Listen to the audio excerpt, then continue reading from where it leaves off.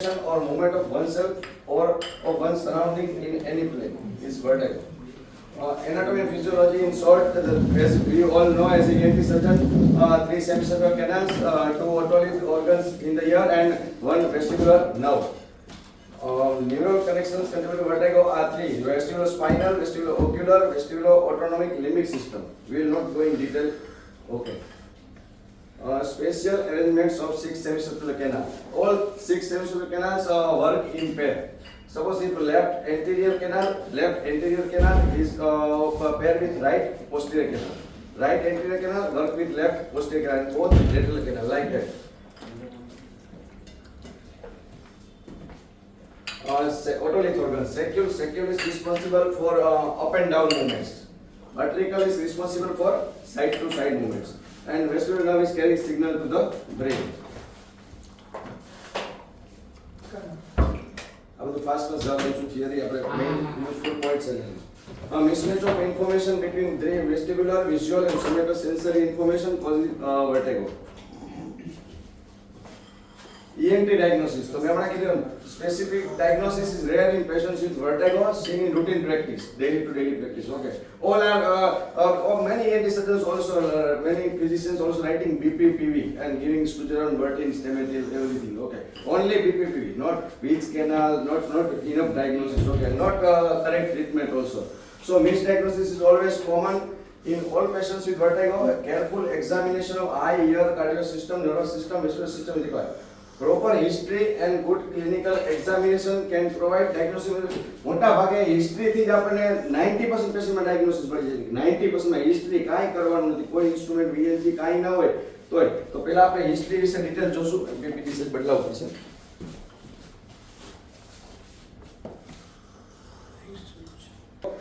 Which is very important. Okay, proper history and good clinical examination can provide diagnosis. Majority of 90% patients only history can give diagnosis. So diagnose the cause, not merely symptoms by Stugeron Bertin. Okay. Each and every symptoms are very important. So we have to correlate each and every symptoms in history and with the exact diagnosis. Why history is important? Sir, patients with recurrent vertigo and dizziness usually present to us in the symptom-free intervals. પહેલા physician પાસે જશે, neuro physician પાસે જશે, કોઈ કંટાળીને આપણી પાસે આવશે. પણ ધીમે ધીમે પ્રેક્ટિસ ચાલુ કરો તો પછી એમને પણ આવે પેશન્ટ ઘણા બધા. Diagnosis depend critically on accurate history taking, including duration of attacks and frequency. As I said, history is very much important than these sophisticated investigations. Okay. Investigations also required, which are where I will tell you in detail. In vertigo, there is no specific diagnosis. We have to take a detailed history. A generic term used by a variety of patients, various terms like tilting, dizzy, fainting, giddy, spinning, reeling, lightheaded, heavy-headed, unsteady, wobbling, vertigo, ataxia, or balance, like many things. Patients say to us. What is important is give time to the patient. Let us allow speak to the patients. Okay. પહેલા આપણે પેશન્ટને સાંભળવાનું છે કે ભાઈ પેશન્ટને શું complain છે. હું અત્યારે વિડિયો બતાવીશ, બધા 2-3 મિનિટના છે. આમ મારે 10-12 મિનિટ થતી હોય પેશન્ટમાં. આ તો આપણે અત્યારે ડિસ્કશન માટે એટલા બધા લાંબા રાખીએ તો પછી ન મજા આવે.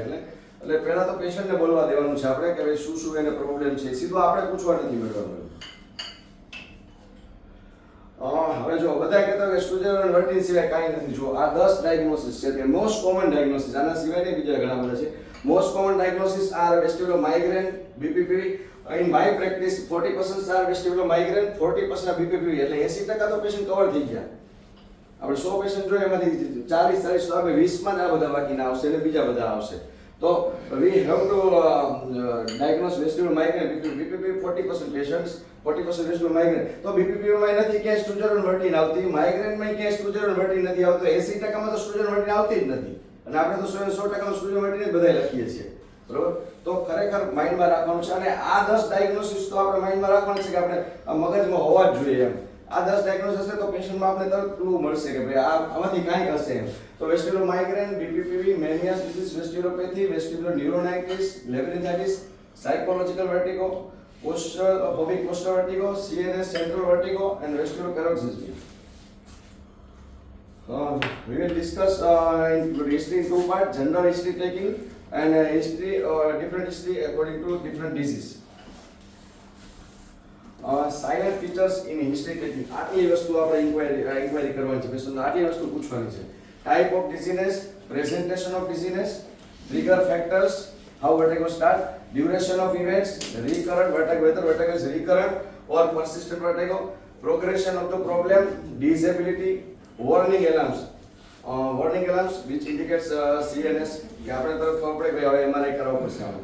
Associated symptoms, other diseases, associated other diseases, history of unconsciousness, history of fall, drug prolonged use, anti-vertigo drug use, history in Dravet syndrome different. We will discuss whether vertigo is improving over a time or deteriorating. આ બધા point આપણે મગજમાં main 5 point છે. આ 5 points પૂછીએ તો આપણે 70-80% આપણે તરત જ ડાયગ્નોસિસ ખબર પડી જાય મેઇન 5 પોઈન્ટ્સમાં.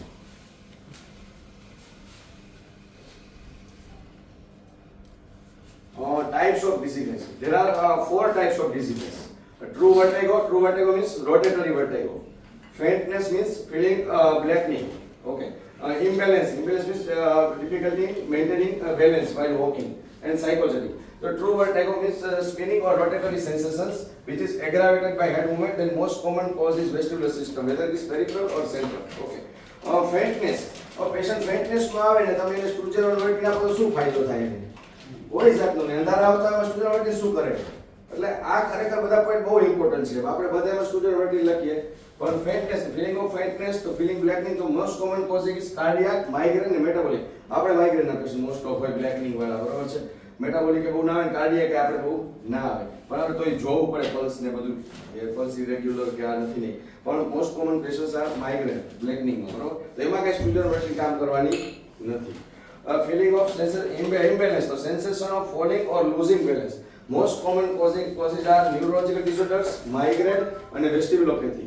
તો આમાં પણ ઇમ્બેલેન્સમાં પણ વર્ટિંગ ને સ્ટુચરલ આપો તો ઉલટો ઇમ્બેલેન્સ વર્સનિંગ થવાનું છે. જેમાં રોટેટરી સેન્સેશન છે ને એમાં જ આપણે સ્ટુચરલ વર્ટિંગ કે જે કાંઈ આપણે સ્ટેમેટિક કે જે આપીએ આપવાની છે. ઇમ્બેલેન્સમાં આપો તો ઉલટો પેશન્ટ વર્સન થશે, બરોબર. So it mandates careful neurological examination. Psychogenic તો મલ્ટિપલ કમ્પ્લેન્ટ્સ. પછી પ્રેક્ટિસ જેમ જો વર્ટિગો કરતા સાયકોલોજીકલ પેશન્ટ જ જાજા આવતા જાય છે, કંટાળેલા. Presentation of dizziness. Rotatory vertigo non position related. એટલે પોઝિશન રિલેટેડ નથી. રોટેટરી વર્ટિગો છે પણ ગમે ત્યારે ચક્કર આવે છે પણ ફિક્સ પોઝિશનમાં નથી આવતા. તો એમાં most common diagnosis vestibular neuronitis, labyrinthitis, Meniere's disease. Okay, most common. Position related rotatory vertigo with position related કે ભાઈ સાહેબ ખાલી સુવા ટાઈમે જ આવે છે, જમણી બાજુ શું તો જ આવે છે, ડાબી બાજુ શું તો જ આવે છે. તો પોઝિશન રિલેટેડ હોય તો આપણા મગજમાં તરત 3 ડાયગ્નોસિસ આવી જવા જોઈએ કે ભાઈ બીપીપી હશે, વેસ્ટિબ્યુલર માઇગ્રેન હશે કે સેન્ટ્રલ પોઝિશનલ વર્ટિગો હશે. આ વસ્તુ ખાસ યાદ રાખવી પડે આપણે કે ભાઈ પોઝિશનલ હશે તો શું હશે, BPP, vestibular migraine, central positional વર્ટિગો. અને પેલા પેશન્ટ આવે એટલે કઈ રીતે ચક્કર આવે છે આપણે પૂછી લે. પેશન્ટ કહે ભાઈ સુવા ટાઈમે જ આવે છે તો તરત આપણા મગજમાં 3 વસ્તુ આવી ગઈ કે ભાઈ 3 માંથી કંઈક હશે તો આપણે એ પ્રમાણે પછી એને ક્વેશ્ચન ફર્ધર આપણે પૂછતા હોઈએ. હવે ફીલિંગ ફેન્ટનેસ તો low blood pressure, low sugar, other cardiac disorder, ઓર્થોટ્રી, હાઇપોટેન્શન ને migraine. Unsteadiness with no rotatory feeling, only imbalance. Okay, તો મોસ્ટ કોમન ઇમ્બેલેન્સ ના કોઝિસ શું છે આપણા મગજમાં હોય છે? વેસ્ટિબ્યુલોપેથી હશે, માઇગ્રેન, સેરિબેલર અને અધર સેન્ટ્રલ કોઝિસ ન્યુરોમસ્ક્યુલર. માઇગ્રેન બહુ નોટોરિયસ છે, જો બધામાં માઇગ્રેન આવશે. માઇગ્રેન પેશન્ટ જ એટલા બધા છે તો માઇગ્રેન ઘણા ઢગલો પેશન્ટ છે માઇગ્રેનના, આપણે કલ્પના ના કરી શકીએ. બધા માઇગ્રેનમાં બધી વસ્તુ થાય એવું. માઇગ્રેનમાં 1 સેકન્ડે ચક્કર આવે, માઇગ્રેનમાં 1 કલાકે આવે, માઇગ્રેનમાં 15 દિવસે આવે. એવી જ રીતના માઇગ્રેનમાં રોટેટરી એ આવે, માઇગ્રેનમાં બ્લેકનિંગ એ થાય, માઇગ્રેનમાં અનસ્ટીડીનેસ થાય. એટલે માઇગ્રેન બહુ નોટોરિયસ છે. અને non specific disease then causes psychogenic. but trigger factors. હવે પાછું આપણે કે ભાઈ શું કરો ત્યારે થાય છે આ વસ્તુ, બરોબર? તો પ્રેઝન્ટ એટ રેસ્ટ કે ભાઈ કાંઈ નહીં છે, હું તો બેઠો તો અચાનક ચક્કર ચાલુ થઈ ગયા. તો acute vestibular neuronitis, vestibular migraine, મેનિયસ. હવે 3 વસ્તુ મગજ એ બીપીપીવી ના હોય, હું બેઠો તો અચાનક ચાલુ થઈ ગયું તો બીપીપીવી ના હોય, એટલે એક્સક્લુડ થઈ ગયું તરત. એટલે એમ આપણે બધી વેસ્ટિબ્યુલોપેથી ન હોય, વેસ્ટિબ્યુલોપેથી 4 માટે થાય. બેઠો તો ચાલુ એટલે બધા આપણે ફેક્ટર પેશન્ટના શબ્દ ઉપરથી એક્સક્લુડ કરતા જાય. આ ડાયગ્નોસિસ ન હોય, આ હોય. તો પ્રેઝન્ટ એટ રેસ્ટ તો acute vestibular neuronitis, vestibular migraine અને Meniere's disease most common. While walking કે સાહેબ ખાલી ચાલવા ટાઈમે જ મને તો ઇમ્બેલેન્સ લાગે છે, બાકી મને કાંઈ હૂતો હોય બેઠો હોય ત્યારે કાંઈ થતું નથી. તો વેસ્ટિબ્યુલોપેથી મોસ્ટ કોમનલી હોય છે. બીજી બધી વસ્તુ પણ મોસ્ટ કોમનલી વેસ્ટિબ્યુલોપેથી એટલે આપણા માઇન્ડમાં તરત આવવું જોઈએ. પછી વેસ્ટિબ્યુલોપેથી છે કે નહીં એના માટેની એજ શું છે, બીજી બધી કમ્પ્લેન શું છે, બધું જોવાનું થાય. એવી રીતે while turning head to the side, આ ડોક હલાવવા ટાઈમે સાહેબ ચક્કર આવે છે. હું કામ કરતી હોય ને કંઈક વસ્તુ લેવા ડોક હલાવવા જાઉં તરત મને ચક્કર આવે, તરત મને અંધાર આવી જાય છે. તો turning head to the side, તો માઇગ્રેન મોસ્ટ કોમન માઇગ્રેન છે કે ભાઈ આપણે કામ કરતા કરતા ખાલી સાહેબ ડોક હલાવું એક જ સેકન્ડ માટે આમ ચક્કર આવી જાય, એક જ સેકન્ડ માટે સાહેબ હાલીને જતું રહી છે. આટલી જ કમ્પ્લેન આરે પેશન્ટ આવે એવી કાંઈ કમ્પ્લેન ન હોય પેશન્ટ, બધું એક્ઝામિનેશન નોર્મલ હોય. તો એ વેસ્ટિબ્યુલર માઇગ્રેન હોય. પછી આપણે હેડેકની હિસ્ટ્રી પૂછીએ, ફેમિલી હેડેકની હિસ્ટ્રી પૂછીએ, એના બધા ડાયગ્નોસ થાય. વીએનસીમાં ડાયગ્નોસ થાય. એક જગ્યાએ પૂછ્યું. હા, સર. મારે પૂછ્યું હતું કે 70% of the patients come to us તો સાહેબ જરાક આમ જોઈને ચક્કર આવે, તમે જે QC પ્રમાણે Yes. ન ડિસ્ટેગમસ હોય ને કઈ બીજું હોય ને કાંઈ જ ન હોય. હા, sir. તો should we label them as a migraine? Yes, sir. But we should exclude other factors. Exclude other Yes, factors. આવા પેશન્ટમાં છે ને VNG સર બહુ યુઝફુલ છે. VNG તમે કશું છે આપણે એમને સર ક્લિનિકલી મિસ્ટેકમાં જોશું તો દેખાશે નથી નહીં. દેખાય. પણ VNG માં તમને અપબીટિંગ સ્મોલ અપબીટિંગ મિસ્ટેકમાં દેખાશે મોટા ભાગના પેશન્ટમાં. એટલે એમાં VNG નો રોલ એવા પેશન્ટમાં છે સર અમુક. Correct. એમાં તમને સ્મોલ અપબીટિંગ મિસ્ટેકમાં દેખાશે કે સ્મોલ ડાઉન બીટિંગ મિસ્ટેકમાં સાવ ઓછા એમ્પ્લિટ્યુડ વાળા દેખાશે કે જે આપણે એમને ના જોઈ શકીએ પણ VNG માં દેખાય એમ. એટલે એના માટે આવી બધી વસ્તુ માટે VNG યુઝફુલ છે. હા સર. ઘણી વખત એમ કે લાઇટ હેડેકનેસ હા, માથું હલી જાય છે. માથું હલી જાય છે સર. પણ તમે સર એમાં છે ડિટેલ હિસ્ટ્રી પૂછો તો તમને ખબર છે માઇગ્રેન હિસ્ટ્રી નીકળશે. એ પેશન્ટને હેડેક ન હોય તો પેશન્ટના ફેમિલીમાં હેડેકની હિસ્ટ્રી નીકળશે. ઓકે. બરોબર. અને ઘણીવાર કાંઈ ન હોય તો તમારે ટ્રીપ તો બરાબર પેશન્ટ ક્લિયર થઈ જશે. એમ. એટલે એની સેરિબેલમ ઉપર ઇફેક્ટ હોય માઇગ્રેન ની, પણ આમ ક્લિનિકલી ના હોય સર એવું. Correct. સમજી ગયો. માઇગ્રેન ઉપર એક પેપર બનાવું છું મને ત્યાં આપશે, ટાઈમ નથી મળતો. બહુ પેશન્ટ છે માઇગ્રેન ના. ચેન્જિંગ હેડ પોઝિશન રિલેટિવ ટુ ગ્રેવિટી. તો ત્રણ ડાયગ્નોસિસ આપણે પહેલા જ જોયા કે બીપીપી રિલેટેડ ટુ ગ્રેવિટી, કે ભાઈ સુવા ટાઈમે આવે છે, સુઈને બેઠો થવા જાવ તો આવે છે, સુતા સુતા માથું હલાવતો આવે છે. તો આ ત્રણ ડાયગ્નોસિસ પાછા આપણે યાદ રાખવાનું. તો BPP vestibular migraine central positional vertigo only on supine position, ખાલી સુવા ટાઈમે જ આવે છે તો બીપીપી. બીજી કાંઈ ફરિયાદ નથી સાહેબ, ખાલી સુવા જાવ ત્યારે આવે છે, બાકી કાંઈ નહીં સાહેબ. આ ગાડી લઈને આવ્યો છો અત્યારે પેશન્ટ એમ જ કહે નથી તો ગાડી લઈને આવ્યો સાહેબ, ખાલી સુવા ટાઈમે જ આવે છે એટલે તરત જ આ બીપીપી. તો બેન્ડિંગ ડાઉન તો lateral canal BPP, looking up તો પોસ્ટિયર કેનાલ બીપીપી. તો આ પોઈન્ટ બધા આવ સિમ્પલ છે કે ખાલી આપણે યાદ જ રાખવાના છે. બરોબર કે લુકિંગ અપ છે, ઊંચું જોવા જાવ. પહેલા જ પેશન્ટ કે સુવા ટાઈમે ચક્કર આવે છે. બીજો પ્રશ્ન આપણો શું હોય, ભાગા વળો તો આવે છે કે ઊંચું જોવું આવે છે. એટલે તરત પેશન્ટ કહે છે ઊંચું જોવા જાવ, કપડાં સુકવા જાવ ત્યારે આવે છે, આપણે વસ્તુ લેવા જાવ ત્યારે આવે છે. એટલે સુતા સુતાની ફરિયાદ હોય પછી ઊંચું નહીં હોય એટલે પોસ્ટિયર કેનાલ બીપીપી. હાવ સિમ્પલ ડાયગ્નોસિસ છે, કાંઈ છે જ નહીં વર્ટેગોમાં. થિયરી બીરી ભૂલી જાવ, એકદમ આપણે આમ જોવું પડે, ખાલી મગજમાં રાખવાની છે બધી વસ્તુ, ખાલી સિમ્પલ પોઈન્ટ બધા, કાંઈ બીજું કરવાનું નથી. પણ પૂછવા આપણે પ્રશ્ન પછી સીધું આપણે બીપીપી લખીને પેલું ચાલુ કરી દે એવું નથી, બધા ક્વેશ્ચન પૂછવાના છે. Trigger factors continue travelling in air bus train તો motion sickness, how simple. On coughing pressing loud sound Valsalva straining fistula, આ બધા રેર કેસીસ છે. Context dependent intensity worsening in certain social environmental situation. Phobic posture vertigo વાળા ઘણા patient આવે. કારણ કે આપણે કંટાળેલા હોય એટલે આપણે કસે આવે પછી. તો આપણે ડિટેલ હિસ્ટ્રી પૂછીએ તો ખબર પડે કે ભાઈ તમે મોલમાં જાવ અહીંયા થાય છે, પેશન્ટ જ સામે કે સાહેબ જાજા માણસો અહીંયા મને બીક લાગે ને પ્રમાણ થાય ચક્કર આવે છે. હાઉ સિમ્પલ આટલું બોલે સમજો ફોબિક પોસ્ચર વર્ટિગો. પછી એમાં સ્ટુડન્ટ વર્ટી શું કામ કરે? કાંઈ નહીં, તો બધા લખે છે. એટલે એ વસ્તુ નથી કરવાની આપણે આજથી, હવે બધા યાદ રાખવાનું છે. પછી એલિવેટર્સ ક્લોઝ સ્પેસ, લિફ્ટમાં જતો હોય તો હવે લિફ્ટમાં પેશન્ટ જાતો હોય ચક્કર આવે તો તમે એમાં મેડિસિન શું આપો? કાંઈ નહીં, તો કરવાનું શું? તો કેવી રીતના જાય પ્રોબ્લેમ? કાંઈ નહીં, એને કહેવાનું રિલેટિવને સાથે લઈને રોજ 100 વખત લિફ્ટમાં જવાનું, 100 વાર તો 50 વાર તારે એકલા જવાનું, 50 વાર રિલેટિવ લઈને જવાનું, 1 મહિનો જાત પ્રોબ્લેમ વયો જશે. આમાં કઈ મેડિસિન આપવાની નથી. એટલે આ બધા પેશન્ટ એવા છે કે સરસ તમે એને ખાલી પ્રોપર એક્સપ્લેનેશન આપણે કરવાનું છે આમાં. બરોબર. પછી લિફ્ટમાં જાતો હોય તો ફિઝિશિયન પછી એપી હોય સ્ટુડિયો વર્ટિગો, એટલે આવું બધું નથી કરવાનું. બધું એકદમ સ્પેસિફિક છે. ડ્યુરેશન ઓફ ઇવેન્ટ્સ તો few seconds to minute. BPP હોય તો few seconds to minute હોય ભાઈ સાહેબ શું ને જરાક ચક્કર આવી તરત જતા રહીએ છે. માથું સીધું કરો એટલે ચક્કર વયા જાય. તો પેશન્ટની ફરિયાદ કેવી છે, સુવા જાવ એટલે ચક્કર આવે અને માથું સીધું કરો તો વયા જાય. 5-10 સેકન્ડ રહીએ છે, 15 સેકન્ડ રહીએ છે. બરોબર. તો હાવ એક જ વસ્તુ છે, સુવા ટાઈમે આવે છે અને તરત જતા રહીએ છે તો બીપીપી. હાવ સિમ્પલ જ છે. બીપીપી ડાયગ્નોસિસ 40% તો આ પેશન્ટ છે, સુવા ટાઈમે આવે છે અને તરત જતા રહીએ છે. 40% પેશન્ટની આ કમ્પ્લેન છે. હાવ સિમ્પલ છે. બરોબર. તો 40% તો ડાયગ્નોસિસ એમ થઈ ગયા અત્યારે આપણે એને. કાંઈ કરવાનું જ નથી. હવે કઈ બાજુનું બીપીપીવી છે એ શોધવાનું છે, પછી બીપીપીવી લખવાનું નથી લખવાનું. એટલે એ ઇમ્પોર્ટન્ટ છે ભેગું. એ આપણે એક્ઝામિનેશન માટે જોશું. તો ઘણા બધા યુટ્યુબમાં વિડીયો છે બધા કઈ કઈ મેનુ છે શું છે ઘણું બધું છે. તો few seconds to begin. The most common is BPPV, migraine, perinephritic fistula, vestibular paroxysm. ये બધા less patient है. Several minutes to 1 hour. तो several minutes to 1 hour तो Meniere's disease most common is Meniere's disease. Several minutes તો અડધી કલાક ચક્કર આવે છે, પેશન્ટની ફરિયાદ હોય ને ઉલટી થાય છે. તો આપણો પહેલો ડાયગ્નોસિસ મગજમાં શું આવે? Meniere's. સાવ સિમ્પલ છે. પહેલા પેશન્ટ બેસે ને ઈ કે ને તરત આપણે મગજમાં ડાયગ્નોસિસ આવવા મળે. પેશન્ટ બે ની કે આ પેશન્ટ બહુ ચક્કર આવે છે, સેવા તો ઉલટી થાય, કેટલી વાર રહ્યા હતા ચક્કર છે, કલાક રહ્યા હતા, એટલે પહેલું ડાયગ્નોસિસ થઈ છે. તરત બીજો પેશન્ટ આપણે કાનમાં તમારા બોલે છે, તરત બીજો પેશન્ટ. કારણ કે આપણા મગજમાં પેશન્ટના પહેલા જ વર્ડમાં આપણે મગજમાં ડાયગ્નોસિસ તરફ મગજ જવું જોઈએ કે આ વસ્તુ હશે એમ. પહેલા જ પેશન્ટમાં આપણે વિચાર આવી જ જાય એમ. બરોબર, એટલે બધાના સ્પેસિફિક પોઈન્ટ જ છે એક એક ડાયગ્નોસિસના કે એક શબ્દ બોલે ત્યાં આપણે મગજમાં વિચારો કે આ જ છે. અમુકમાં જ કન્ફ્યુઝન હોય, 20%માં જ કન્ફ્યુઝન, 80%માં પહેલા જ શબ્દમાં આપણે ડાયગ્નોસિસ થઈ જાય છે. બરોબર. પ્લસ છે અગર મિનિટ્સ ટુ 1 hour તો Meniere's, migraine, TIA, perinephritic fistula. Hours તો again hours માં Meniere's, migraine, perinephritic fistula, acoustic neuron, days, many days.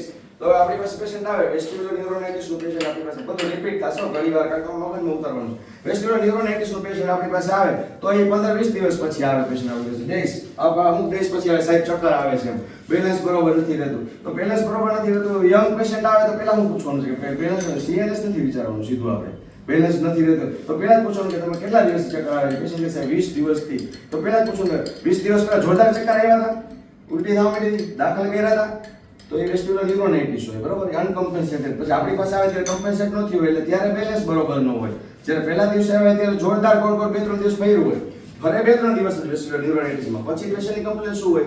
Balance બરોબર નથી રહેતું, હાલવાની મજા નથી આવતી, માથું હલાવતો સાહેબ નથી મજા આવતી. આપણે ભાઈ આવી ફરિયાદ લઈને આવે કારણ કે પહેલા કેવું ફિઝિશિયન પાસે એટલે એ બધી પાછળની હિસ્ટ્રી પૂછવાની છે એવું પેશન્ટ આવે તો. બરોબર, એટલે vestibular neuronitis, laboratory stroke, migraine, multiple CNS.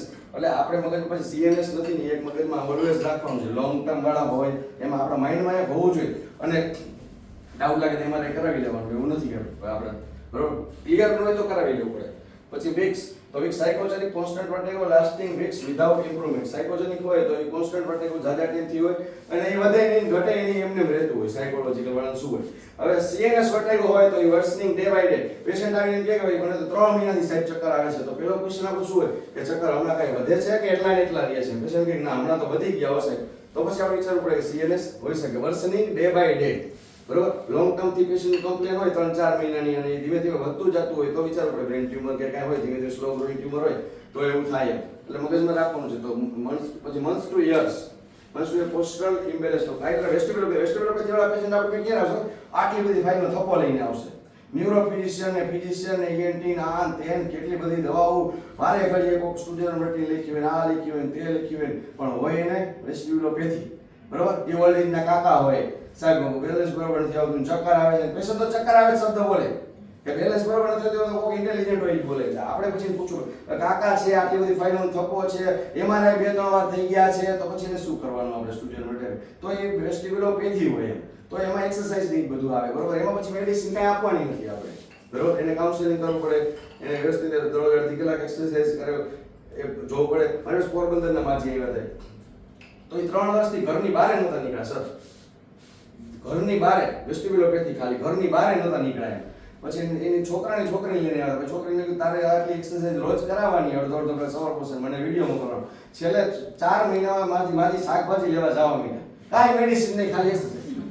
4 મહિને શાકભાજી લેતો વિડીયો છોકરી મોકલ્યો. એટલે આ બધો હવે એક પેશન્ટનો કેટલો બધો રિવોર્ડ મળે આપણે. એટલે આપણે ડાયગ્નોસિસ કરવાનું છે એમ. વેસ્ટિબ્યુલોપેથી આવે તો મેડિસિન લેખા રાખી તો કાંઈ મતલબ નથી એનો. બરોબર, એટલે જોવાનું થોડુંક આપણે પૂછવાનું છે. તમારે જે patient you said that when they come for weeks or months or for a long time, you think of a central vertigo or for a tumor. Already તમારા આટલા બધા પેશન્ટ્સ હા સર, ટ્યુમર વાળા પેશન્ટ આકે કદાચ representation late થયું હોય. આવે છે. જો લોંગ ટર્મ વાળા હોય એમાં ઓલવેઝ MRI એ તો કરાવી લેવાનું છે. પણ મોસ્ટ ઓફ સર આપણી પાસે આવે ને એટલે MRI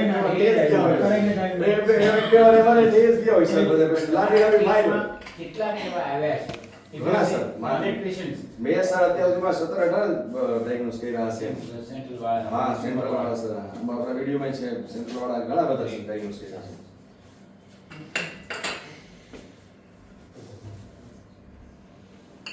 હવે રિકરન્ટ વર્ટાઇગો ભાઈ પેશન્ટ આવે એટલે બીજો ક્વેશ્ચન આપણો શું હોય કે આ પહેલી જ વાર ચક્કર આવ્યા કે આની પહેલાય તમને આવ્યા છે બરોબર હવે રિકરન્ટ ના કોઝ શું છે એમ બરોબર તો રિકરન્ટમાં બે પછી with hearing loss and without hearing loss બરોબર તો વિથ હિયરિંગ લોસ છે તો વિથ હિયરિંગ લોસમાં મોસ્ટ કોમન શું મેનિયસ ડિઝીઝ સાવ કોમન મેનિયસ અને માઇગ્રેનમાં વિથ હિયરિંગ હોય ને વિધાઉટ હિયરિંગ હોય પણ મોસ્ટ કોમન શું છે મેનિયસ બરોબર with hearing loss vertigo with hearing loss તો મોસ્ટ કોમન મેનિયસ છે બાકીના બધા કોઝિસ છે perilymphatic fistula CP angle tumour acoustic neuroma બરોબર autoimmune disease of inner ear પણ આ બધા રેર છે આપણે તો મેઇન બેઝિક તો આપણે ખબર જ હોય છે કે પેશન્ટ આવ્યું રિકરન્ટ વર્ટાઇગો તો તમે સાંભળવાનું અને હિયરિંગ લોસ સાથે છે તો આપણે તરત પહેલું ડાયગ્નોસિસ મેનિયસ આપણા મગજમાં આવવું જોઈએ એટલે તો પેશન્ટના બે શબ્દો હોય આપણું ડાયગ્નોસિસ મગજમાં વારાફરતી આવું જ આવે બરોબર હવે રિકરન્ટ વર્ટિગો વિધાઉટ હિયરિંગ લોસ તો વિધાઉટ હિયરિંગ લોસમાં પેલું શું હશે બીપીપી ભાઈ સર મને 4-5 વાર ચક્કર આવી ગયા છે સાંભળવાનું ઓછું થઈ જાય કાનમાં કાંઈ અસર થાય છે ચક્કર આવતી હોય તો કે ના તો પછી આપણે મેનિયસ તો નીકળી ગયું રિકરન્ટમાંથી પછી વધુ શું તો બીપીપી માઇગ્રેન બે જ કોમન ત્રણ જ કોમન છે રિકરન્ટમાં કોમન શું મેનિયસ માઇગ્રેન અને બીપીપી ત્રણ વસ્તુ કોમન છે કે પેશન્ટ વારે ઘડીએ ચક્કર આવતો હોય તો ત્રણમાંથી એક વસ્તુ હોય સીએનએસ ચોથું બરોબર છે મેઇન તો આ ત્રણ છે આપણા માટે બરોબર છે તો ત્રણમાંથી શું છે પછી આપણે જોવાનું છે બરોબર કે metabolic વર્ટિગો પેરોક્સિનલ vertigo, childhood central vertigo. In vestibular paroxysmia, there may be a hearing loss and without hearing loss also in vestibular paroxysmia. Chronic persistent dizziness.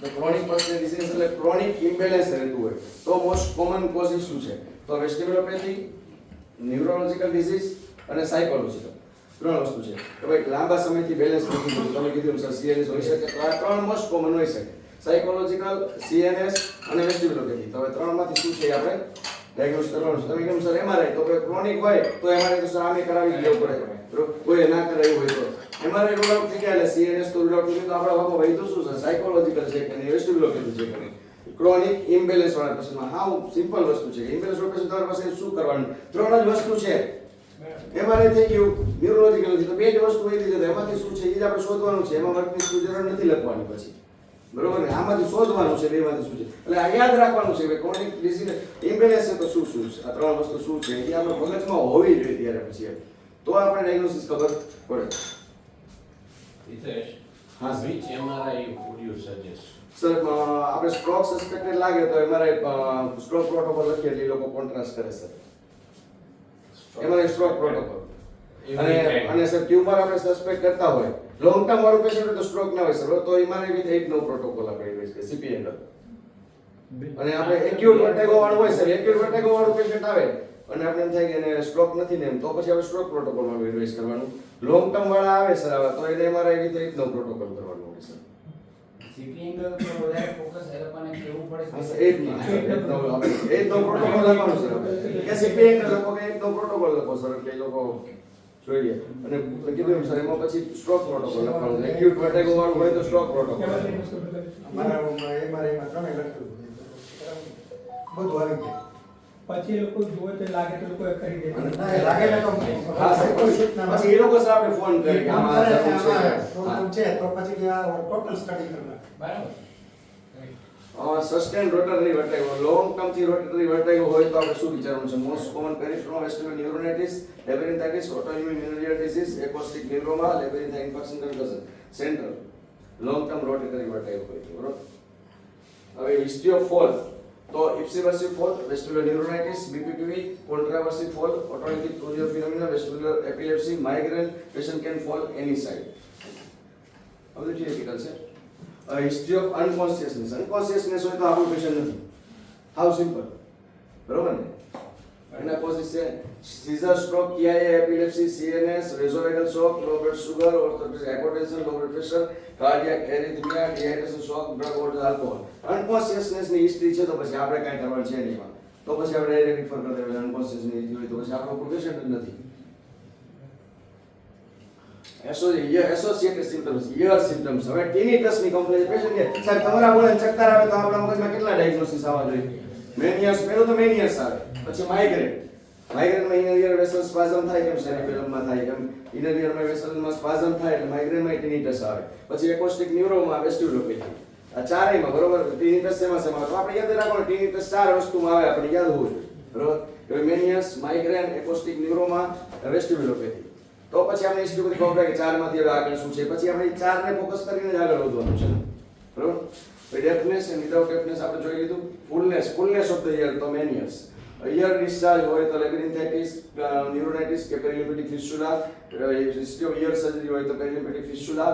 Vegetative symptom severe નોઝિયા vomiting હોય તો પેરિફેરલ સિવિયર પછી ઉલટી કરતું બધું આવે બરોબર. એટલે બહુ ઉલટી વોમિટિંગ ને એવું સિવિયર હોય તો એ પેરિફેરલ હોય એમ યુઝ્યુઅલી એવું સ્ટીક નથી કે બરોબર યુઝ્યુઅલી. અને હેડેક હોય તો માઇગ્રેન અને સેન્ટ્રલ બરોબર. હેડેક હોય તો આ બે વસ્તુ આવડી વિચારવાની છે પેશન્ટને રિકરન્ટ હેડેક હોય તો. History of head injury. હવે હેડ ઇન્જરી પછી પેશન્ટ તમારી પાસે આવ્યું કે ચક્કર આવે છે તો આપણે શું શું મગજમાં હોવું જોઈએ? આવ સિમ્પલ છે બરોબર. તો લેબિરિથન કન્કશન બાયલેટરલ વેસ્ટિબ્યુલોપેથી કારણ કે બે બાજુ ડેમેજ થાય કે એકાદું વેસ્ટિબ્યુલ ડેમેજ થાય તો વેસ્ટિબ્યુલોપેથી. બીપીપીવી હોય હેડ ઇન્જરીમાં થ્રસ લાગે એટલે પાર્ટિકલ્સ ફોલ થાય પણ હેડ ઇન્જરીમાં મોસ્ટલી મલ્ટી કેનાલ બીપીપીવી હોય કે ભાઈ રાઈટ પોસ્ટિરિયર કેનાલમાં આવે રાઈટ લેટરલમાં આવે બેયમાં ઘણીવાર આવે બરોબર. મલ્ટી કેનાલ બીપીપીવી હોય હેડ ઇન્જરીમાં યુઝ્યુઅલી તો બે કેનાલ ટ્રીટ કરવાની આપણે. અને perilymphatic fistula neurological disorders whether there is any આપણા માટે તો છે any gross weakness loss of sensation in upper lower limb. Cardiovascular disease diabetes hypertension smoking તો chances of ischaemic central disease. Cervical pain in case of cervical vertigo. Eye disorders blurring of vision double vision આવા લેક્ચરમાં નહોતું હમણાં હું મેળવ્યું મારા patient આવ્યું. Recent changes of સ્પેક્ટેકલ્સ હમણાં 6 મહિના પહેલા પેશન્ટ આવ્યો સાહેબ હાલું ને તો મને બધું ઊંચું નીચું લાગે છે મજા નથી આવતી. અને આ બધું જોયું પછી તો એને રિસન્ટ ચેન્જીસ ઓફ સ્પેક્ટેકલ્સ હતું સાહેબ. એને પેલા ડિગ્રી વાળા નંબર હતા તો એના કારણે થતું હતું. એટલે આ પોઈન્ટ નહોતો હમણાં ઉમેર્યું આવા લેક્ચરમાં. રિસન્ટ ચેન્જીસ ઓફ સ્પેક્ટેકલ્સ એટલે નાના પોઈન્ટ છે કે ભાઈ હાલું તો ઊંચા નીચું લાગે છે તેમાં સ્ટુડન્ટ વર્તની શું કામ કરે છે તો આપણે ચોપડે કે શું કામ થાય છે એ વસ્તુ બરોબર. Drug prolonged use, all ototoxic drugs causing bilateral vestibulopathy. Most commonly in our practice, streptomycin જે એકેટી ચાલુ હોય એવો સ્ટ્રેપ્ટોમાઇસિન એ મોસ્ટ કોમનલી પેશન્ટ આપણી પાસે તો જ આવતા હોય બધા કે ભાઈ એકેટી ચાલુ છે પેશન્ટ આવે કે તમારા બોલે છે ચક્કર આવે છે ઓછું સંભળાય છે તો મોસ્ટ કોમનલી એકેટી વાળા હોય. Anti-vertigo drug use. Why this is important? Because sometimes before VNG we have to stop the anti-vertigo medicines. કારણ ઘણી વખત ઇસ્ટેગમસ એમ્પોર્ટ થઈ જાય તો VNG માં આપણે ખબર ના પડે તો ઘણી વખત આપણે 24 hours મેડિસિન સ્ટોપ કરવી પડે. હવે different history according to disease.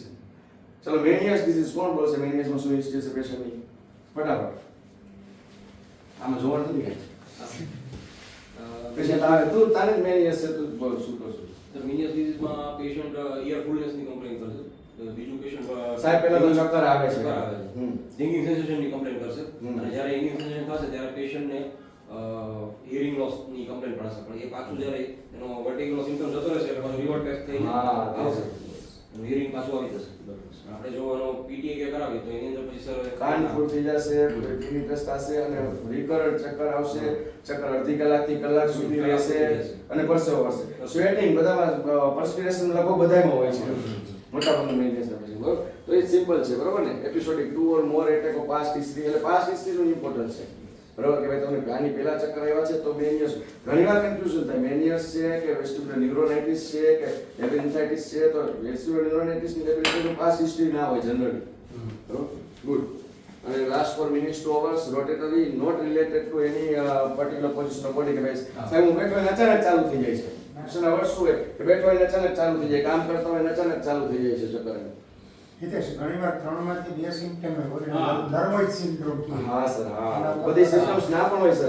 ઘણીવાર ડ્યુરેશન આમ આઈડિયા જો થિયરી તો કહું છું વર્ટેગોમાં થિયરીને ધારો કે માઇગ્રેનની ડેફિનેશન જોવો ને સર હેડેક સોસાયટીની તો બહુ વિચિત્ર છે. તમે માઇગ્રેન ટ્રીટેડ ન થાય કે પેશન્ટમાં બરોબર, કારણ કે ટિપિકલ એવા એ હેડેક સોસાયટીને ઓલું લાગે એવા માઇગ્રેન પેશન્ટ હોતા નથી એમ. એટલે મેનિયસ ને ટિપિકલ મેનિયસ ને જે આપણી બેરવેની સોસાયટી વાળા છે તે સેવા પેશન્ટ બહુ ઓછા હોય છે. બધાને એવું તો ઘણા 5-5 મિનિટ વાળા આવે મેનિયસ હોય એવા સર, 5 મિનિટ. આનો આઈડિયા બેરવેની સોસાયટીમાં 30 મિનિટ છે સર, બરોબર. તો એવું નથી કે એવું ફિટ નથી થતું બધું. એને પોસિબલ મેનિયસ કે પ્રોબેબલ મેનિયસ કે વેરિયસ થિયરીઝ છે. સિન્ડ્રોમ બધા દવામાં હોય છે ને? રિવર્સ સિસ્ટમ પહેલા નર્મલ એના So vestibular neuronitis, so viral infection is a viral infection of the nerve. Most common history of URTI, LRTI ની history હોય. ઘણામાં બધામાં નથી પણ હોતી. સડન onset, એમાં પણ સડન onset. અને વેસ્ટિબ્યુલર ન્યુરોનાઇટિસ પેશન્ટ તો છે ને પાણી વાળી ડોલ લઈને જ આવે, ઉલટી કરતું જ આવે. બે જણા પૈકડું હોય જનરલ યુઝ્યુઅલી તમને અંદર આવીને ખબર પડે કે આ વેસ્ટિબ્યુલર ન્યુરોનાઇટિસ છે કે આ મેનિયસ છે. કારણ કે બે જણા પૈકડા હોય કબા અને ડોલ હાથમાં હોય ને વોમિટિંગ કરતું આવે એટલે તમારે સૌને બેમાંથી એક સ્ટ્રોક ત્રીજો હોય પણ સ્ટ્રોક આપણે રહે પણ આ ત્રણ વસ્તુ મગજમાં રાખવાની છે સર. તો એ ઉલટી કરતું આવે એટલે આ મેનિયસ છે. ત્રીજો સ્ટ્રોક હોય એટલે આપણે ત્રણેય વસ્તુ મગજમાં રાખવાની. Sudden onset, severe nausea, vomiting, last for few days to month. બરાબર, last for few days to month. Unsteadiness remain for few days after giddiness gone. એટલે ફરીવાર ચક્કર વેસ્ટિબ્યુલરના 3-4 દિવસ આવે પછી ઇમ્બેલેન્સ 2 થી 3 વીક રહે. બધાને ના રહે પણ no hearing loss in vestibular neuronitis, hearing loss, no hearing loss, usually no past history of vertigo. જો આ પોઈન્ટ ઇમ્પોર્ટન્ટ છે કે ભાઈ no past history of vertigo. ઘણીવાર અમને કીધું ને કન્ફ્યુઝન થાય કે મેનિયસ છે કે ન્યુરોનાઇટિસ છે. તો ન્યુરોનાઇટિસમાં પાસ્ટ હિસ્ટ્રી જનરલી ના હોય, મેનિયસમાં હોય. એટલે આ પોઈન્ટ બહુ લાસ્ટ પોઈન્ટ બહુ ઇમ્પોર્ટન્ટ છે. હિયરિંગ લોસ હા, hearing loss. Labyrinthitis, so same as vestibular neuronitis with hearing loss and tinnitus may be present. Vestibular migraine. In our practice, 40% patients are of vestibular migraine. Diagnosis made by history. 40% of migraine patients have a vertigo. ઘણી વાર તો મને એવું લાગે છે કે migraine એકદમ બદલીને આ વેસ્ટિબ્યુલર માઇગ્રેન કરી નાખ્યું છે. એટલા બધા પેશન્ટ છે માઇગ્રેન પેશન્ટ બધા જ ચક્કર હોય છે એમ. બરોબર, હિસ્ટ્રી તો હોય જ એમ. આપણી પાસે ભલે હેડેક લઈને પૂછી હોય તો ખરે ઘાસે ક્યારેક ધરે આવી તો જાય છે એમ. એટલે હિસ્ટ્રી તો હોય જ એમ મોટા ભાગના ને. આમાં 40 લખ્યા છે પણ મારા તો લગભગ મને તો મારામાં તો 80-90% હેડેક વાળામાં છે હિસ્ટ્રી એમ. Vertigo may or may not associated with headache. Aura, headache, photophobia, phonophobia. એ આપણે હિસ્ટ્રીમાં પૂછવાનું છે પછી. ફોટોફોબિયા છે, ફોનોફોબિયા છે અને બરોબર.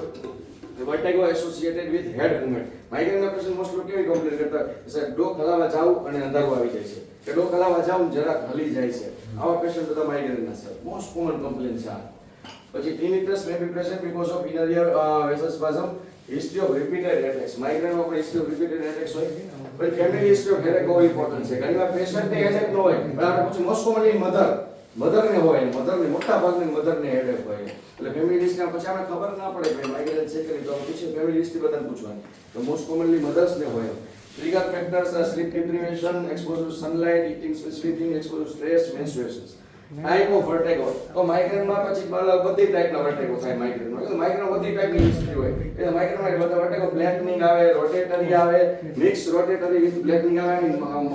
મોસ્ટ ઓફ 50% કેસીસ આવે મિક્સ રોટેટરી વિથ બ્લેકનિંગ. ડ્યુરેશન, તો ડ્યુરેશન એમ ફ્યુ સેકન્ડ્સ કે ભાઈ સાહેબ હલી જાય એટલે ચક્કર આવે છે, અડધી કલાક સુધી રહે છે, 15 દિવસથી ચક્કર છે. એટલે બધી ડ્યુરેશન એ વેરિયસ છે માઇગ્રેનમાં પણ. સર ફોટોફોબિયામાં પૂછવાનું છે પેશન્ટ હિસ્ટ્રી એ બહુ વીક છે. તડકામાં જાવ ત્યારે વધારે તકલીફ થાય છે કે નહીં, ઘોંઘાટમાં જાવ ત્યારે વધારે તકલીફ થાય છે કે નહીં, ફોનોફોબિયા.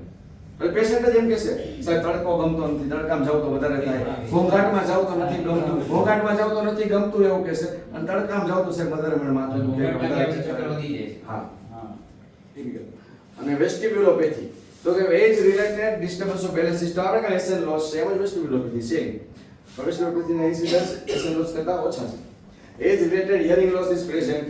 ઓકે, આ વેસ્ટિબ્યુલોપેથી પેશન્ટ કેવું હોય મોટા ભાગે ઓલ્ડ એજ હોય છે. ડ્રગ ઇન્ડ્યુસ હોય તો અલગ છે કે ડ્રગની હિસ્ટ્રી. બાકી મોટા ભાગના બધા ઓલ્ડ એજ હોય. Complain of sensation of imbalance, sensation of falling or losing balance, no rotatory vertigo. બરોબર, વેસ્ટિબ્યુલોપેથીમાં નો રોટેટરી વર્ટાઇગો, સો નો સ્ટુજરલ વર્ટિગો. એક જ વસ્તુ યાદ રાખવાની છે. રોટેટરી વર્ટાઇગો ન હોય તો સ્ટુજરલ વર્ટિગો કેમિટી કઈ દેવાનું નથી. એક જ વસ્તુ યાદ રાખવાની છે. Imbalance is worse in the dark and in uneven surface. Okay. Movement induced blur vision or oscillopsia. ડોક હલાવા જાય તો blur vision થાય કે હલવા માંડે આમ. No symptoms while sitting or lying down under static condition. હવે પેશન્ટ એક જ ફરિયાદ કરશે હાલું છે ત્યારે જ મને બેલેન્સ નથી થતું. સૂતો હોય બેઠો હોય ત્યારે કઈ થતું નથી અને ઓલ્ડ એજ દાદા છે. એમઆરઆઈ કદાચ થઈ ગયું છે તો પછી શું વેસ્ટિબ્યુલોપેથી એમાં કઈ ટ્રીટમેન્ટ દેવા નથી એક્સરસાઇઝ સિવાય કાંઈ નથી દેવાનું. એને પણ એક્સરસાઇઝ સમજાવવી પડે. મેં તમને કીધું કે જો કોઈ કરતા નથી, કોઈ સિન્સિયર પેશન્ટ નથી, એટલે આપણે એક્સરસાઇઝ આપી સમજાવવું પડે કે આટલી વાર તો કરવી જ પડશે ને કે તમારી આખી જિંદગી તમારું બેલેન્સ આટલું ખરાબ રહેશે એવું બધું ખરાબ શબ્દ કહેવા પડે, કેવું પડે મને વિડીયો કરજો, અમારા હરેશને ફોન કરજો, બરોબર? એટલે એ બધું કરવું પડે કે તો જ પેશન્ટ કરશે એક્સરસાઇઝ, તો જ પેશન્ટ સાજું થશે. Psychological વર્ટિગો. History of psychiatric disease, non-vertiginous persistent for months or years, present throughout day with vexing and varying severity, usually wake up well. સાયકોલોજીમાં હવા ઉઠું ત્યાં કાંઈ નથી હોતું, જેમ જેમ દિવસ જાય પછી મને પ્રોબ્લેમ થાય થતો જાય છે. આ કોમન વસ્તુ છે. Where complaints are vague, numerous and out of proportion findings of family history of stress, anxiety in pediatric patient. Most of the pediatric patient માં most common diagnosis psychological અને vestibular migraine. બે common છે પીડિયાટ્રિકમાં, psychological અને વેસ્ટિબ્યુલર migraine. બરોબર? Paediatric patient complains આમ school going time એટલે સવારે ઉઠે ત્યારે સર ચક્કર આવે, સવારે સ્કૂલે જવાનું. બરાબર? બહુ કોમન છે. પીડિયાટ્રિક પેશન્ટ આવશે, અમારે ઘણા બધા આવે છે પીડિયાટ્રિક. કા પછી વેસ્ટિબ્યુલર માઇગ્રેન. તો વેસ્ટિબ્યુલર માઇગ્રેન છે કે નહીં કેમ ખબર છે? તો આપણે તરત હિસ્ટ્રી, મધરની હિસ્ટ્રી હોય છે. પીડિયાટ્રિક પેશન્ટ ચક્કર વાળું આવે ને એટલે પેલો જ ક્વેશ્ચન આપણો હોય, તમને માથું દુખે છે, તમને ઘરમાં કોઈ ચક્કર આવે છે, ઘરમાં કોઈ માથું દુખે છે, પેલો જ ક્વેશ્ચન પીડિયાટ્રિક પેશન્ટ બેસે ને ત્યાં. એટલે તરત તમને ખબર પડી જાય સીધું. એટલે આપણે તરત ફોકસ જ એ વસ્તુનું કરવાનું છે. પીડિયાટ્રિક પેશન્ટ આવ્યું તો બીજું કે કાર્ડિયાક ને હૃદયમાં કાણું એવું કાંઈ નહીં વિચારવાનું. એ બધા રેર કોઝિસ છે કે આપણી પાસે આવવાના નથી પેશન્ટ.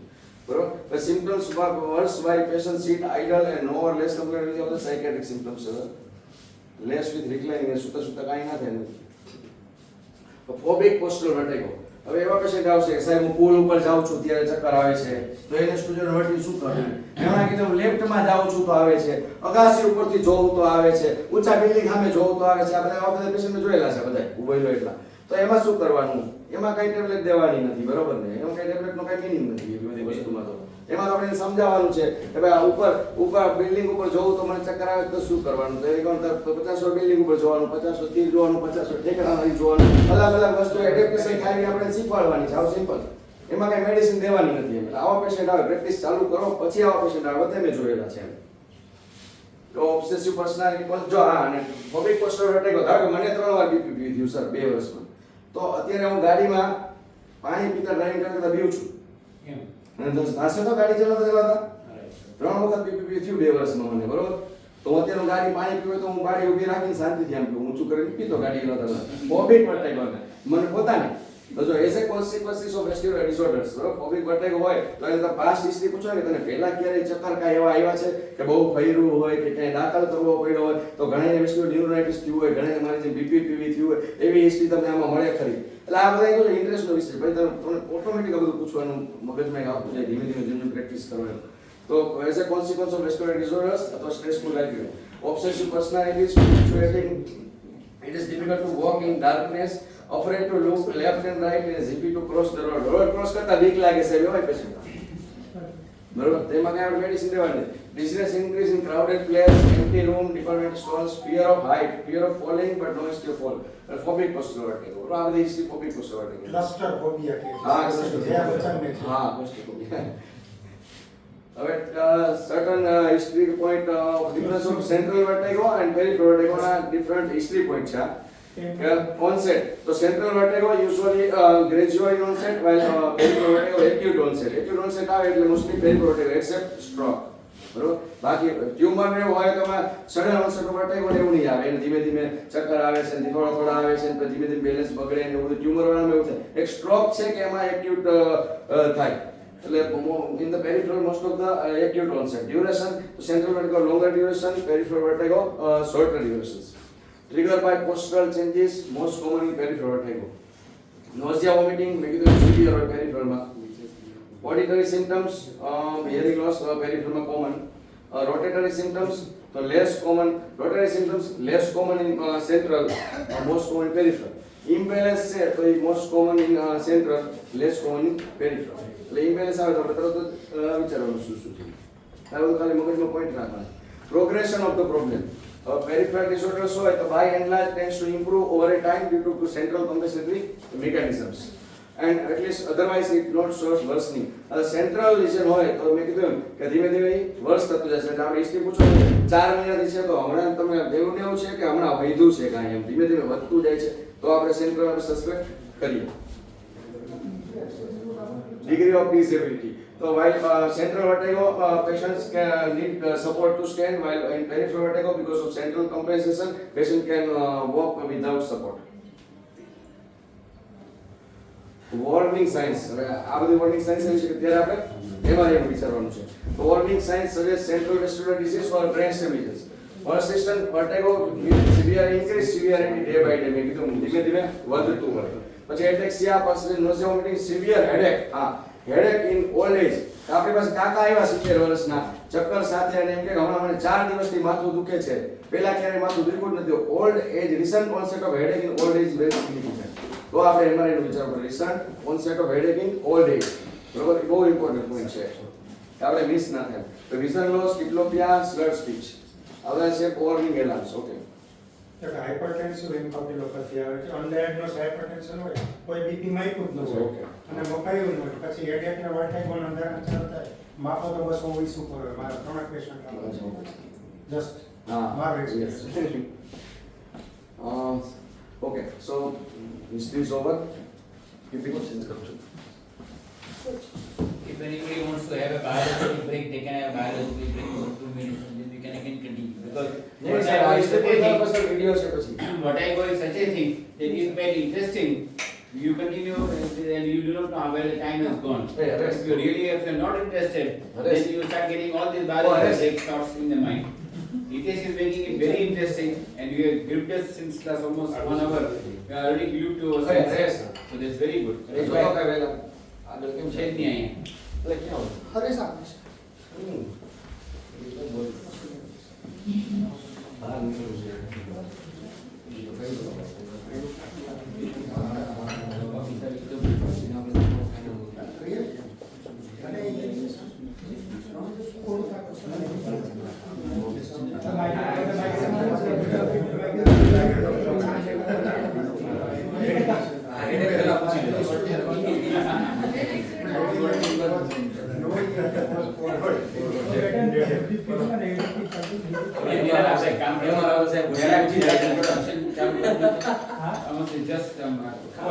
અમારો એક્ઝામ જસ્ટ પાસ આઉટ થયો કિને રહેશે. અરે વાહ, very હવે good. સુરતમાં પ્રાઇવેટ ચાલુ કર્યું. નીરો કિકાન નીરવ કિકાણી, નાના છો? પટેલ પટેલ. લેવા પટેલ સુરતમાં પ્રાઇવેટ ચાલુ કર્યું. અરે વાહ, very good. Just આવતા મહિને પછી. આવતા મહિને ચાલુ Okay, okay. So, third year, third year fourth year અત્યારે તો fourth year. દસાર છે. Very આ good. મૈત્રિક ડોક્ટર મૈત્રિક એ થર્ડ યર એક્ઝામ અરે વાહ, very good. એ બી નવ એટલે હવે અહીંયા આ બસ. આ અમારું એપી અચ્છા. અહીંનો એમ. વિશાળ Ah, actually, yeah. You're starting your practice in Khambhalia now. એટલે હવે જવાનું છે. તમારે પાછળ જ કરી નાખો. હા તો એટલે અહીંનો જ છે ઇમિડિયેટલી કરું સીધી પાછો અચ્છા, વિશાળ. you need experience. I remember, I think બે marriages સાથે હતા કે નહીં? એ જ તમારા marriage વિવેકાનંદ. હા, હા. સામને ગ્રાઉન્ડમાં વિવેકાનંદ. I remember. અમે લોકો આપણે બધા મીટિંગ સાથે હતા ત્યારે. અને એક્ઝેક્ટ સામેના ગ્રાઉન્ડમાં સામેના તમારા હતા. ત્યાં હિરાલ પટેલ સેકન્ડ યર અરે વાહ, very good. પછી નિશા એ બી રાજકોટની જ છે એ third year Arun Tamil Nadu Oh, very good. Third year. Sivakas, yeah, they're very famous for the crackers. Gujarati આવડે છે થોડું થોડું Yes. એટલે આવડી ગયું સમજી ગયા છે શબ્દો અમુક જ આવે છે Hindi, oh, very good. Very nice. Examination હવે ફટાફટ બતાવશું પછી એ video Yes. ER examination neuro otological examination and general examination okay ER routine examination neuro otological examination તો આપણે હિસ્ટ્રી બધી પૂછી લીધી પછી એક્ઝામિનેશનમાં પહેલું શું તો સ્પોન્ટેનિયસ નિસ્ટેગમસ જોવાના છે તો સ્પોન્ટેનિયસ નિસ્ટેગમસ કેવી રીતે જોશું પેશન્ટનું માથું પકડશું બેસાડશું સામે ઊભા રહેશું 1 ફૂટ આગળથી 1 મિનિટ રાખશું વેલકમ Oh, like it.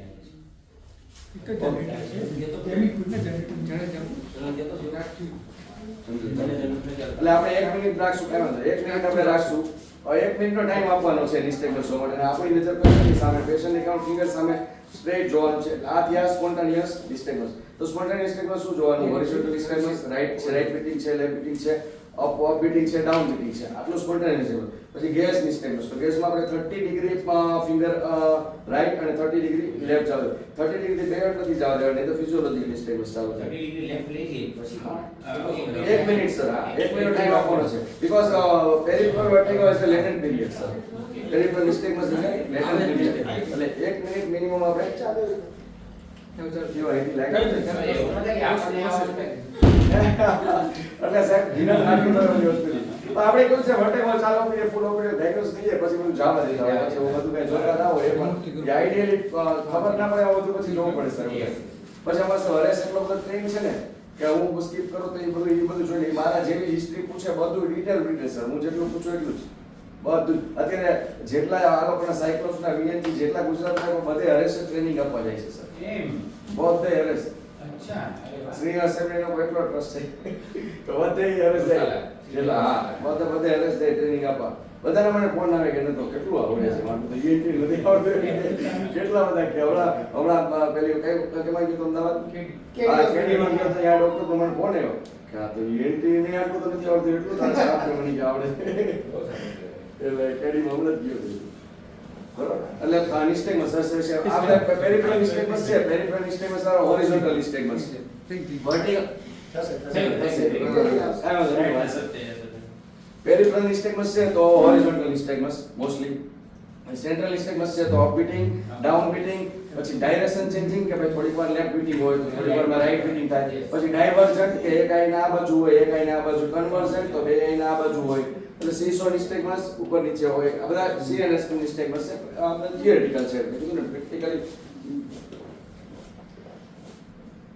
પછી એક્ઝામ ન્યુરોઓટોલોજી એટલે smooth pursuit test, saccade test, head impulse test, Romberg test, ટેન્ડોમોર્ફિક ટેસ્ટ, સેન્ટ્રોવેગસ ટેસ્ટ, ડિક સોલ્ફાઇડ અને સુપાઇન. આ બધામાંથી આપણે કેટલું કરીએ? પેશન્ટ આવે એટલે પેલા સ્પોન્ટેનિયસ નિસ્ટેગમસ જોઈએ, ગેઝ નિસ્ટેગમસ જોઈએ, પછી રોમ્બર ટેસ્ટ કરાવીએ. પેશન્ટને આંખ બંધ કરી રોમ્બર ટેસ્ટ બધાને ખબર જ હશે બરોબર સ્વેઇંગ થાય છે કે નહીં. પછી અંડરબર્ગર સ્ટેપિંગ ટેસ્ટ કરાવીએ તો ખબર પડે કઈ બાજુ સૂએ થાય, લેફ્ટ સાઈડ થાય તો લેફ્ટ સાઈડ પ્રોબ્લેમ હશે એવો ગ્રોસ આઈડિયા આવે. બહુ સિગ્નિફિકન્ટ નથી. પછી મેઇન છે ડિક સોલ્ફાઇડ ટેસ્ટ અને સુપાઇન રોડ ટેસ્ટ. કારણ કે આપણે 80% પેશન્ટ 40% પેશન્ટ બીપીવી ના છે તો આ બે ટેસ્ટ તો બધામાં કરવી ફરજિયાત જ છે. તો ડિક સોલ્ફાઇડ ટેસ્ટ, સુપાઇન રોડ ટેસ્ટ તો બધાને ખબર જ હશે. કોને નથી ખબર? કેવી રીતે કરવાની પૂછી લે. હા તો એટલે પૂછું સર કોને નથી ખબર? કોણ બોલશે? ડિક સોલ્ફાઇડ ટેસ્ટ કેવી રીતના કરે કોણ બોલશે? ચલો પ્રેક્ટિકલ ડિક સોલ્ફાઇડ ટેસ્ટ કોણ બોલશે? કઈ ન આવડે કઈ નહીં આપણે. ના આવડે તો હા, શીખવાનું છે ચાલો. હા પહેલા આપણે બેસાડી શકે છે. પેલા પેશન્ટને બેસાડવાનું છે. ઓકે પછી જે સાઈડ ગિડનેસની કમ્પ્લેન છે એ સાઈડ હેડ ટિલ હેડ 30 degree sorry 45 degree 45 degree turn કરી હા ટર્ન કરી પછી સુવડાવવાનું છે. લેવલથી Level eight. Level થી 20 ડિગ્રી જેટલું નીચે લેવલ થી 30 to 45 ડિગ્રી બરોબર. હા હવે ઇમ્પોર્ટન્સ શું છે આમાં? એક તો પેશન્ટને જો બરોબર તે કીધું બરોબર થિયરિટિકલ આવી ગયું. હવે પ્રેક્ટિકલ એક તો પેશન્ટને આપણે સમજાવવાની છે ટેસ્ટ પહેલા. તો હું ટેસ્ટ કરું ત્યારે ચક્કર આવશે તો ચિંતા ન કરતા. એક સ્ટાફ મારો આ બાજુ ઊભો હોય, એક સ્ટાફ આ બાજુ હોય, એક હું અહીંયા ઊભો હોય. હું કહું ત્રણેય બાજુ ઊભા છીએ તમે ગભરાતા. બીજું આંખ ખુલ્લી રાખવાની છે તો જ આપણને નિસ્ટેગમસ દેખાશે. ત્રીજું સડન મૂવમેન્ટ કરવાની છે ઝડપથી. ધીમે ધીમે સુવડાવો તો ઘણી વાર નિસ્ટેગમસ ઇલિસિટ ન પણ થાય. એટલે ત્રણ ઇમ્પોર્ટન્ટ છે. સમજાવવાનું છે, આંખ ખુલ્લી રાખવાની છે અને સડનલી સુવડાવવાનું, સ્પીડમાં સુવડાવવાનું છે. સડનલી સ્પીડમાં સુવડાવવાનું છે. આ ત્રણ પ્રેક્ટિકલ પોઈન્ટ છે બરોબર છે. અને પછી રાખી અને પછી 1 મિનિટ સુધી જોવાનું છે ગમે એવી ઓપીડી હોય તો. ઘણી વખત 30-40 સેકન્ડ પછી ચાલુ થાય નિસ્ટેગમસ બરોબર. ઘણી અમારા ઉતાવળમાં રહી ગયું તો આ વાઈ ગયા સાહેબ એને 50 સેકન્ડ પછી જ આવે છે.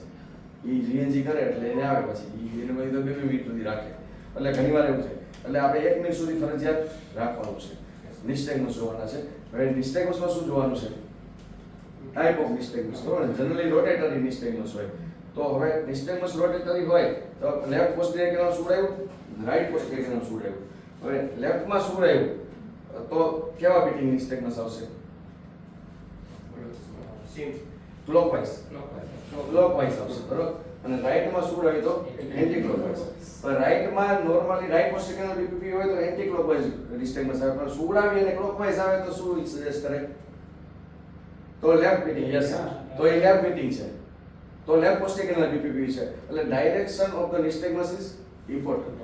ઘણીવાર એવું થાય આપણે લેફ્ટ પોસ્ટિયર કેનાલ સુવડાયું અને નિસ્ટેગમસ આવ્યા પણ ઓપોઝિટ ડાયરેક્શન આવ્યા તો એ રાઈટ પોસ્ટિયર કેનાલ છે. તો ડાયગ્નોસિસ રાઈટ પોસ્ટિયર કેનાલ એટલે ડાયરેક્શન ઇમ્પોર્ટન્ટ છે.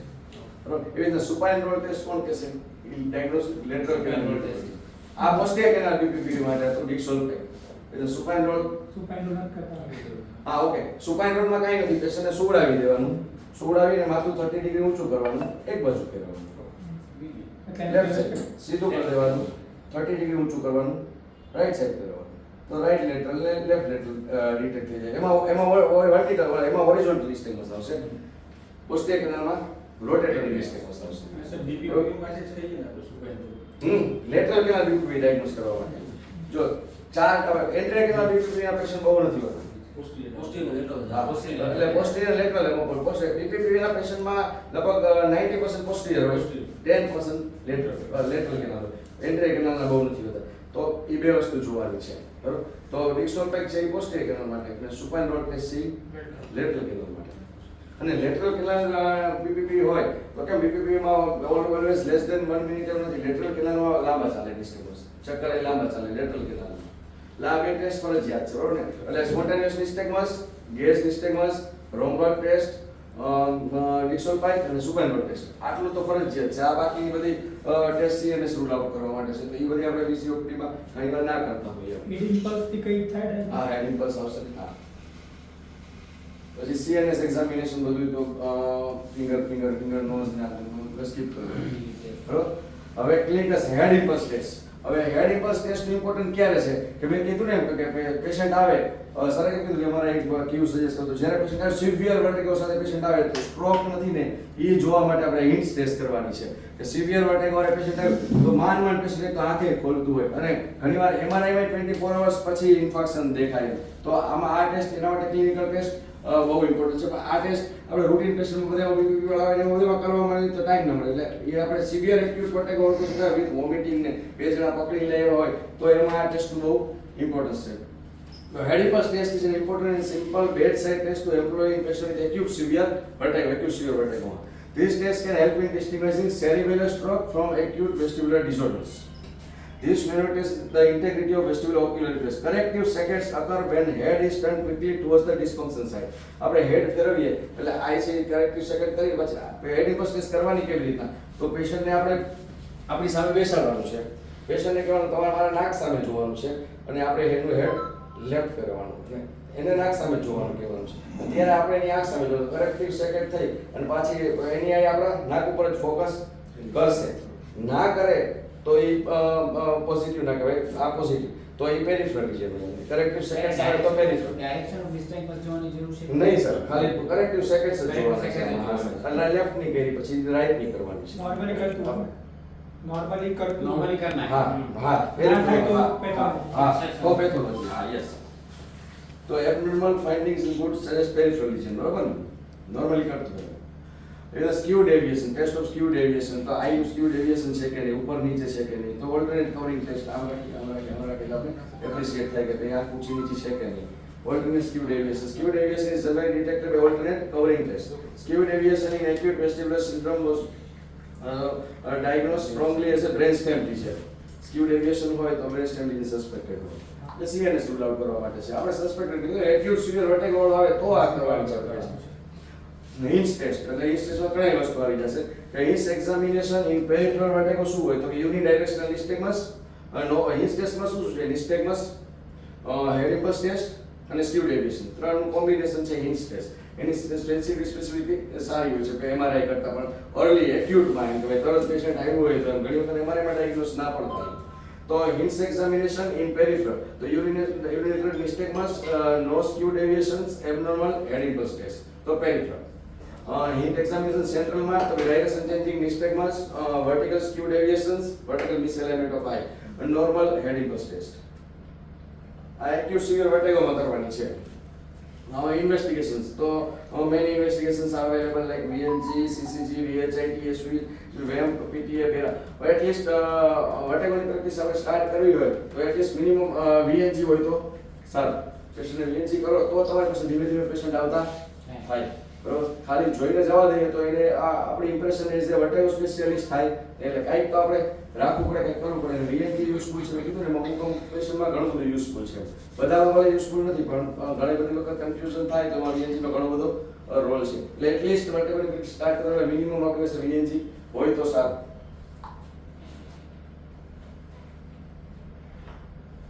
આ હિસ્ટ્રી તો આવી ગઈ. ટ્રીટમેન્ટ પીપીપીની ડાયગ્નોસિસ તો હમણાં આપણે જોયું, ડિક્સોલ્વાઇડ ટેસ્ટ. પણ ટ્રીટમેન્ટ ઇંગ્લિશ કોણ કહેશે કઈ રીતે કરવાની? ચલો please. Suppose right posterior canal BPPV છે તો ઇંગ્લિશ કેમ કરશું? કોણ કહેશે? Fourth year. ચલો યાર, આ તો આજ શીખવાનું છે. 40% પેશન્ટ છે પીપીપી ના. Very important. ચલો please. First we will do this all five to diagnose.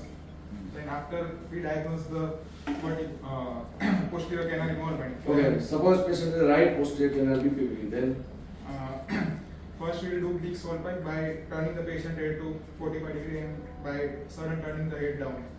Then afterwards we will turn the head towards the opposite side.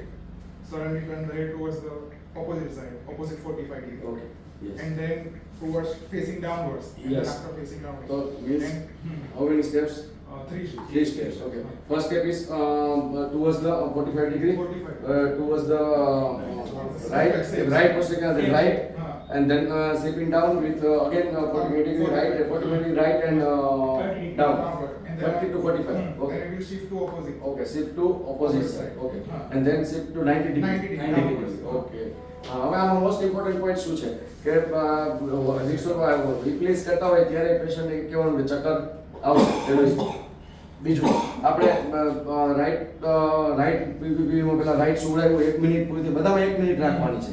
1 minute નિસ્ટેગમસ પૂરા થાય પછી 30 સેકન્ડ રાખવાની. એટલે ઘણીવાર વધારે નિસ્ટેગમસ હોય તો વધારે રાખવાની. નિસ્ટેગમસ વધારે, નિસ્ટેગમસ ક્લિયર થઈ ગયા પછી 30 સેકન્ડ સુધી કમવાનું, પછી જ બીજી પોઝિશનમાં આપણે જવાનું. હવે બીજી પોઝિશનમાં જાય ત્યારે ઇમ્પોર્ટન્ટ શું? તો પાછું ઝડપી મૂવમેન્ટથી જવાનું છે. ધીમે ધીમે આમ કરો તો અડધા પાર્ટિકલ સામે જાય, અડધા વળી પાછા જાય. એકદમ ઝડપી મૂવમેન્ટ આપવાની છે. પછી અહીંયાથી ને પડકું ફેરવીએ તો પાછું ઝડપી મૂવમેન્ટ આપવાની છે. બરોબર, એટલે આનું ઇમ્પોર્ટન્સ છે. બરોબર ને? એટલે આ પ્રેક્ટિકલ પોઈન્ટ છે. અને પછી ઇપ્લીસ કર્યા પછી પેશન્ટને અડધો કલાક વેઇટિંગ રૂમમાં બેસાડી રાખવાનું. હા, પેલો વિડિયો જોયો તો સરનો? હા, ક્રાઇસિસનો વિડિયો સરનો. પહેલા હું નહોતો બેસાડતો, સરનો વિડિયો પછી દરેક પેશન્ટ અડધી કલાક બેસાડું છું. સીધું માથું રાખીને બેસી રહેવાનું કહેવાનું અડધો કલાક. એવી રીતના લેટરલ કેનાલ પીપીપીમાં શું ટ્રીટમેન્ટ? હાઉ સિમ્પલ છે. આમ ટેસ્ટ કરવી અઘરી છે પણ આમ સિમ્પલ છે. હવે બીબીક્યુ મેનો યુઝ છે. બીબીક્યુ મેનો યુઝ. હા, બહુ સિમ્પલ છે. પેશન્ટને સીધું સુવડાવ્યું, સીધું સુવડાવી દેવાનું છે. આ સીધું પેશન્ટ સૂતું, આ તમારા આ પેશન્ટનું હેડ તમારી બાજુ છે. સીધું પેશન્ટ સૂતું. હવે પેશન્ટને રાઈટ લેટરલ કેનાલ પીપીપી છે તો પેશન્ટને રાઈટ બાજુ પહેલા માથું કર્યું, ખાલી માથું, બોડી નહીં, ખાલી માથું રાઈટ બાજુ કર્યું, 1 મિનિટ રાખ્યું, રાઈટમાંથી પછી સીધું લેફ્ટ બાજુ કર્યું, 1 મિનિટ રાખ્યું, પછી ઊંધું કરવાનું, પછી ત્યાંથી સીધું, પછી સીધું. છે યુટ્યુબમાં વિડિયો. આ રોલ આખો રોલ ફેરવવાનો છે. ફૂલ ટર્ન ફેરવવાનો છે. પહેલા રાઈટ બાજુ હોય તો પહેલા રાઈટ, પછી રાઈટમાંથી સીધું લેફ્ટ, લેફ્ટમાંથી ઊંધું, ઊંધામાંથી પછી સીધું કરવાનું છે. ફૂલ ટર્ન પણ બહુ સ્પીડમાં કરવાનું છે. લેટરલ કેનાલ જો ઇપ્લીસ છે ને લગભગ 90% માં સિંગલ ટાઈમમાં ક્લિયર થઈ જાય. પણ લેટરલ કેનાલ પીપીપી આ લોકેશનને સમજાવે 3 થી 4 વખત તમારે આવું પડશે. બરોબર, એટલે કારણ કે એમાં વાર લાગે. ટેસ્ટ ક્લિયર થાય. ફેટી પેશન્ટ હોય તો સરખું રોલ ન ભરે, લેડીઝ પેશન્ટ હોય બરોબર રોલ ન થાય એટલે થોડો પ્રોબ્લેમ થાય તો એને સમજાવી દેવાનું પહેલી વખતે. સિમ્પલ ટેબલ કે કઈ અલગ ના સર, સિમ્પલ એક્ઝામિનેશન ટેબલ જ આવે, સિમ્પલ કાંઈ નહીં બીજું. અને હા, પેશન્ટને જો હવે આપણે મોસ્ટ કોમન શું છે? મેનિયસ, મેનિયસ માઇગ્રેન, બીપીપી નું પેશન્ટ આવે, માઇગ્રેન નું આવે, મેનિયસ નું આવે. એટલે પહેલી જ વખતમાં હું સમજાવી દઉં કે આ તમને બીજી વાર થશે. તો તમારી પાસે પેશન્ટ આવે, નહીં તો બીજી વાર નહીં આવે. બીજી વાર થશે ત્યારે બીજી વાર નહીં આવે. આ 3 ડિસીઝ એવા છે કે બીજી વાર થવાનું છે, આપણને ખબર જ છે.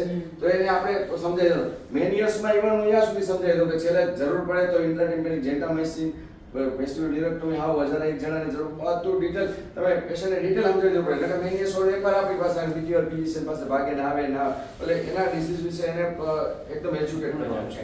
હા, એ બહુ ઇમ્પોર્ટન્ટ છે. તો તમારી પાસે પેશન્ટ બીજી વાર આવશે. આ ટ્રીટમેન્ટ તો પૂરી મલ્ટી કેનાલ બીપીપી હોય, હેડ ઇન્જરી હોય તો મલ્ટી કેનાલ હોય, તો 2 કેનાલની એક્સરસાઇઝ કરે. એક કેનાલની કરાવી, અડધો કલાક બેસાડ્યો, વળી પાછું અંદર બોલાવી, વળી બીજી કેનાલની કરવાની. નો મેડિકલ ટ્રીટમેન્ટ, આમાં કઈ સ્ટુડન્ટ વર્ટિંગ કે બીપીપી આપવાની નથી. આપવાની ક્યારે?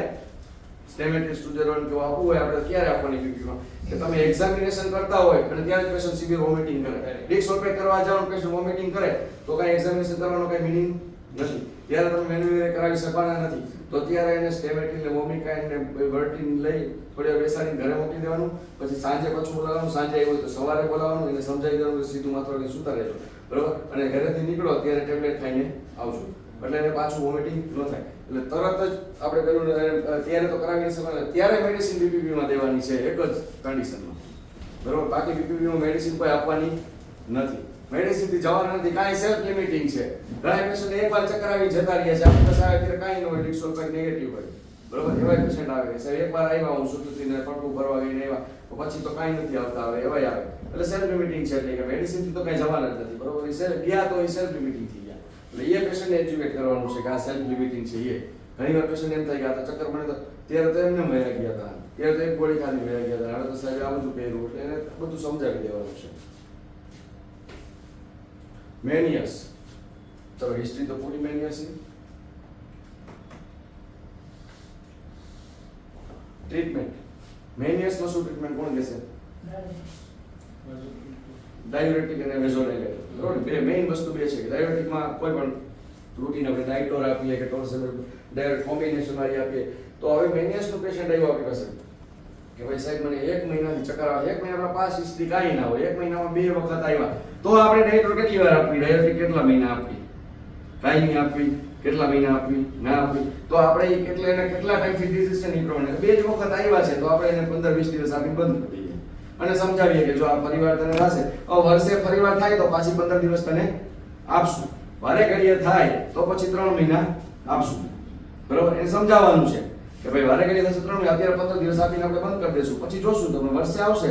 આ રોગ એવો છે, જો એકવાર થાય એટલે બીજી વાર થાય તો એને થાય, પણ જો તમને વારે ઘડીએ થશે તો આપશું. અને વારે ઘડીએ દવા લેવા છતાંય થાય તો પછી આપણે ઇન્ટ્રાટેમ્પેનિક ડેક્સોના જેન્ટામેસિન બહુ જબરદસ્ત રિઝલ્ટ છે. જેન્ટામેસિન તો સુપર રિઝલ્ટ છે, બરોબર. પણ જેન્ટામેસિન જેને સાવ માઇલ્ડ હિયરિંગ લોસ હોય એને અપાય નહીં. તો એ પણ મોડરેટ હિયરિંગ લોસ હોય એને હું આપું છું. તો એમાં કઈ હિયરિંગ લોસ જેને છે એને ઓલરેડી વધતો નથી, 2 ઓપરેશન જોયા નથી કે જેમાં વધતો હોય, એમાં છે એમાં.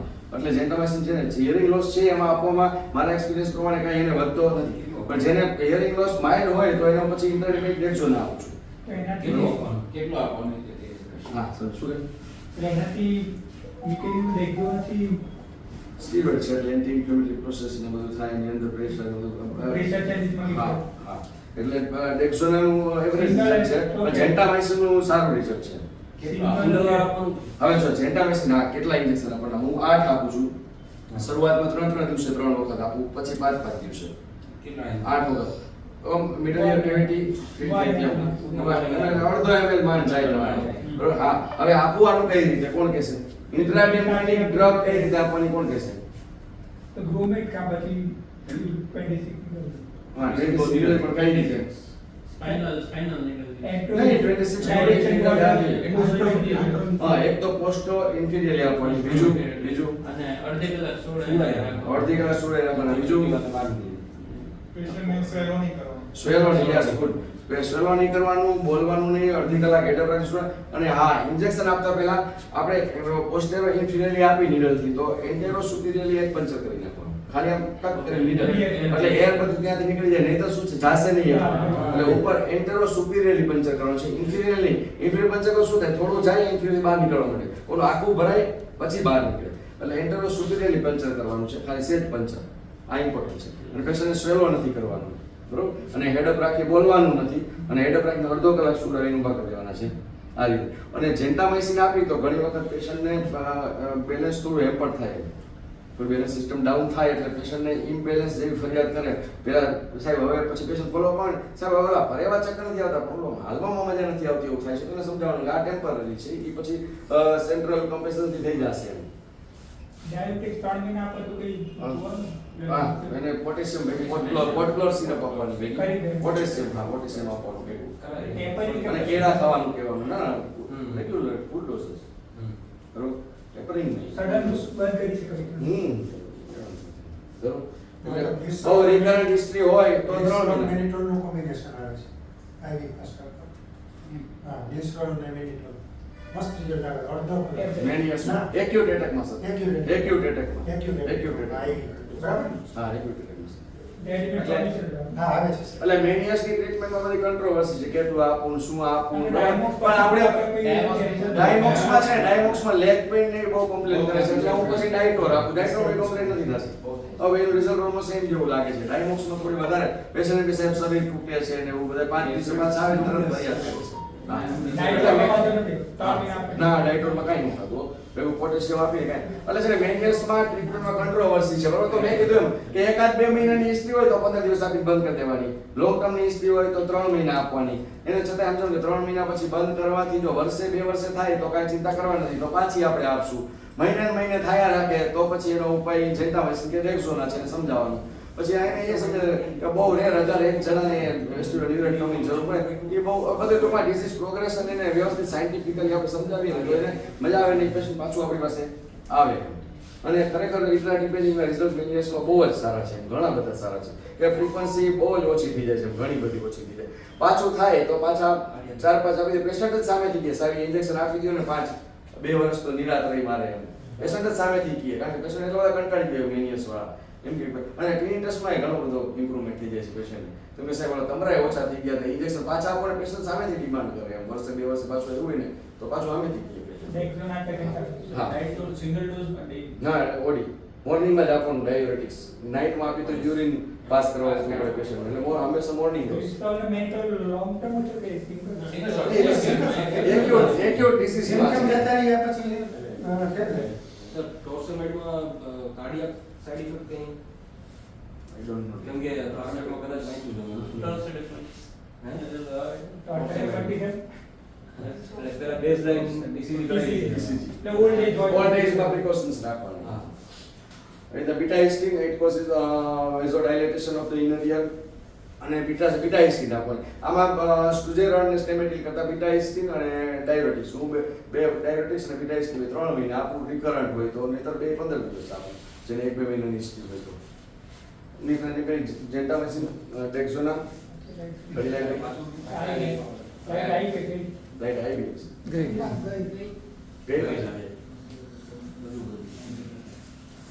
ટ્રીટમેન્ટ આપવાની. સ્ટીરોઇડ એટલે ઇન્જેક્ટેબલ સ્ટીરોઇડ. પેલા મિથાઇલપ્રેડનિસોલોન અને આઈવી આપી દેવાનું પહેલો ડોઝ. સરસ એકદમ 1-8 કલાકમાં મસ્ત ઓછા થઈ જાય. જેવો આવે હોય ઇન્જેક્ટેબલ સ્ટીરોઇડ. પછી આપણે ટેપરિંગમાં 4-5 દિવસ સ્ટીરોઇડ. પછી એન્ટીબાયોટિક ડ્રગ કેટલી દેવાની વેસ્ટિબ્યુલર ન્યુરોટિસમાં? કેટલા મહિના દેવાની? કોણ કહેશે કેટલા મહિના દેવાની? 3 months. So 3 days only. 3 days. જો વેસ્ટિબ્યુલર ન્યુરોનાઇટિસમાં શું છે સાહેબ, એક્યુટ સિમ્પટમ્સ હોય ને ફરેવા ચક બહુ ઇમ્પોર્ટન્ટ છે. આ બધા વેસ્ટિબ્યુલર ન્યુરોનાઇટિસ પેશન્ટ સાહેબ આપણી પાસે આવે ને 2-3 મહિને આવે, બેલેન્સ નથી રહેતું. મેં કીધું કે એને હિસ્ટ્રી પૂછો તો એને વેસ્ટિબ્યુલર ન્યુરોનાઇટિસ પાસમાં 3-4 મહિના પહેલા થયું હોય. પણ ત્યારના શું છે સાહેબ, ઓન એન્ડ ઓફ બધા પાસેથી સ્ટુડિયોરોટિન ટેમેટિન ખાતા હોય સર. એટલે શું થાય, સેન્ટ્રલ કોમ્પન્સેશન ન થાય સર. Okay. બરાબર. એટલે ઓનલી 3 to 5 days જ દેવાની છે એન્ટ્રી વર્ટાઇગો મેડિસિન. જ્યારે ફરેવા ચક્કર બંધ થઈ જાય એટલે એ બંધ, એટલે મેડિસિન બંધ. પછી એને ખાલી એક્સરસાઇઝ અને સિમ્પ્ટોમેટિક મિથાઇલકોબાલેમાઇન વાળી દઈએ અને એક્સરસાઇઝ. એને પેશન્ટ આવે એટલે સમજાવી દેવાનું. પહેલી વખત કે મેનિયસમાં સમજાવી દીધું કે ભાઈ તને વારે ઘડીએ થશે, ટ્રીટમેન્ટ ઇન્ટરનેટની જરૂર પડે તો આપશું. એમ વેસ્ટિબ્યુલર પેશન્ટ આવે ને એટલે પહેલી જ વખતમાં સમજાવી દેવાનું કે 3 દિવસ તને ફરેવા ચક્કર આવશે, બીજા અઠવાડિયું તમને ઇમ્બેલેન્સ લાગશે. એને પહેલા જ વખતમાં ડિઝીઝ સમજાવી દેવાનું છે સર. અને 3 દિવસ પછી સ્ટુડિયોરોન વર્ટિન ને બધું બંધ કરી દેવાનું છે, બરોબર. અને પછી વેસ્ટિબ્યુલર રિહેબિલિટેશન થેરાપી એક્સરસાઇઝ એને ચાલુ કરી દેવાની છે. અને શરૂઆતમાં એક્સરસાઇઝ કરે ત્યારે કોઈ સગાને બાજુમાં રાખીને કરવાની છે. ને કવરી પડી જાય તો પાછો બીક લાગે તો પાછા પેશન્ટ કરશે નહીં. એટલે એક્સરસાઇઝમાં આપણે એને ક્લિયર કટ સમજાવવાનું કે તું એક્સરસાઇઝ ચાલુ કરીશ ત્યારે તને થોડુંક વધશે એવું લાગશે. એ બહુ ઇમ્પોર્ટન્ટ પોઈન્ટ છે આ બધા. નકર પેશન્ટ કરે નહીં તો એનું ઇમ્બેલેન્સ લાંબુ હાલે. એવું નથી કે સેન્ટ્રલ કોમ્પન્સેશન ન થાય, તો ઘણા એમાં નોય થાય સર. ઘણા વર્ષ સુધી એ રહે પછી, બરોબર. આપણે હિસ્ટ્રી ઘણા વેસ્ટિબ્યુલોપેથી વાળા આવતા હોય આવા પેશન્ટ, તો એને ઘણી વખત એમને એમ રહેતું અનકોમ્પન્સેટેડ વેસ્ટિબ્યુલર સિસ્ટમ હોય. એવા ઘણા બધા પાસ હિસ્ટ્રી રહી તો વર્ષ પહેલા થયું હોય વેસ્ટિબ્યુલર, એવા આવે ઘણા. બધાને મોટા ભાગને થઈ જ જાય કોમ્પન્સેશન, પણ અમુકને ના પણ થાય એમ. એટલે એડેપ્ટેશન એક્સરસાઇઝ છે વર્ટિગો પોતે એના અઠવાડિયા પછી 3-4 દિવસ પછી ચાલુ કરી દેવાનું. ફરે એવા ચક્કર જાય ને એટલે ચાલુ કરતા હોય. ભલે imbalance હોય તો વાંધો નહીં. હા, ઇમ્બેલેન્સ તો હોવાનું જ પેશન્ટને. એ તો હશે જ, એ કાઢવા જ આપણે કરવાનું છે. બરોબર. અને એમાં નિસ્ટેગમસ કેવા હોય તો તમે વેસ્ટર્ન ન્યુરોન પેશન્ટ જોવો ને ખબર પડી જ જાય. ખાલી પેશન્ટ આમ સામે જોવો ત્યાં ધડ આમ ફૂલ સિવિયર મૂવમેન્ટ આવતી હોય વિડીયોમાં. એકદમ તમને ખબર પડી જાય કે આ વેસ્ટિબ્યુલર ન્યુરોન નિસ્ટેગમસ જોઈને જ ખબર પડી જાય કે આ વેસ્ટિબ્યુલર ન્યુરોનાઇટિસ જ છે. એકદમ જોરદાર આમ ચાલુ છે. આવા મેનિયર્સમાં ન હોય, આવા સેમાય ના હોય એમ. બરોબર. માઇગ્રેનમાં ના હોય, મેનિયર્સમાં વેસ્ટિબ્યુલર ન્યુરોન નિસ્ટેગમસ જોઈને જ ખબર પડી જાય કે વેસ્ટિબ્યુલર ન્યુરોનાઇટિસ. ઓરલ સ્ટીરોઇડ લાંબો ટાઈમ કરવાનો. ના 5 days 7 days ટેપરિંગ એક વીકમાં ટેપર કંઈ બંધ કરી દેવાનું.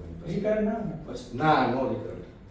વેસ્ટિબ્યુલર રિકરન્ટ ના થાય એટલે ને હિસ્ટ્રી આપણે એ ઇમ્પોર્ટન્ટ છે કે વેસ્ટિબ્યુલર અને બાકી એમાં વેમ્પ રિડ્યુસ હોય. વેમ્પનો રોલ છે વેસ્ટિબ્યુલરમાં.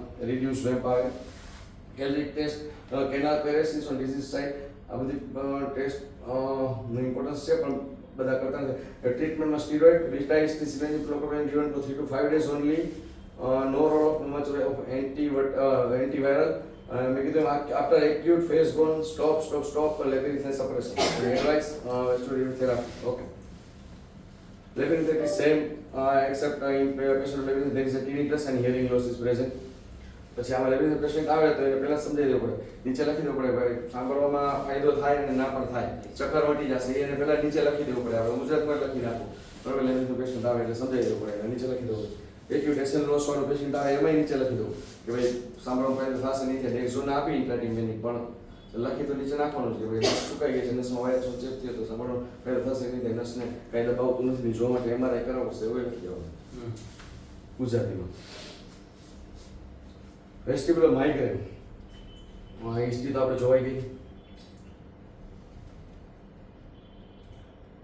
Causes of vertigo in migraine, તો migraine induce vasospasm of that damage the inner ear and migraine causes cerebellar dysfunction. એટલે migraine causes peripheral vertigo and migraine causes central vertigo mix. Spontaneous nystagmus. So in migraine, downbeating or upbeating nystagmus is always present. આપણે confusion થાય કે tinnitus એ હોય તો આપણે થાય કે મેનિયર્સ છે કે માઇગ્રેન છે. તો મેનિયર્સમાં હોરિઝોન્ટલ nystagmus આવવાના, માઇગ્રેનમાં કા બીટિંગ ને કા ડાઉન બીટિંગ. nystagmusમાં આવે VNG, અહીંયા બહુ VNG નો રોલ છે કે આપણે જો કન્ફ્યુઝન થાય તો માઇગ્રેન અને nystagmus કેવા છે આપણે એમને દેખાય નહીં ઘણી વખત, એકદમ માઇન્યુટ હોય તો એ VNG માં દેખાય. આમાં VNG નો રોલ છે. Down beating or upbeating nystagmus which is not suppressed by visual fixation. Gas nystagmus present but rare કેસમાં જો મને જોવા મળે છે, બધામાં ક્રિટિકલ છે પણ જોવા નથી મળતા એટલા બધા. હેડ શેકિંગ ટેસ્ટ, પરવર્ટેડ nystagmus હેડ શેકિંગ ટેસ્ટ કરો, હેડ આમ શેક કરો તો સેન્ટ્રલ લિજન હોય તો અપબીટિંગ nystagmus આવે, હેડ સ્ટોપ કરો એટલે પરવર્ટેડ કહેવાય કે ભાઈ હેડ શેકિંગ હોરિઝોન્ટલ કર્યું તો nystagmus વર્ટિકલ આવ્યો. એવી રીતે હેડ શેકિંગ વર્ટિકલ કરો તો nystagmus હોરિઝોન્ટલ એટલે પરવર્ટેડ nystagmus હેડ શેકિંગ ટેસ્ટમાં. એ સેન્ટ્રલ વેરાયટીમાં ટૂંકમાં, એકલા માઇગ્રેનમાં નહીં. Subjective visual vertical test abnormal આવે.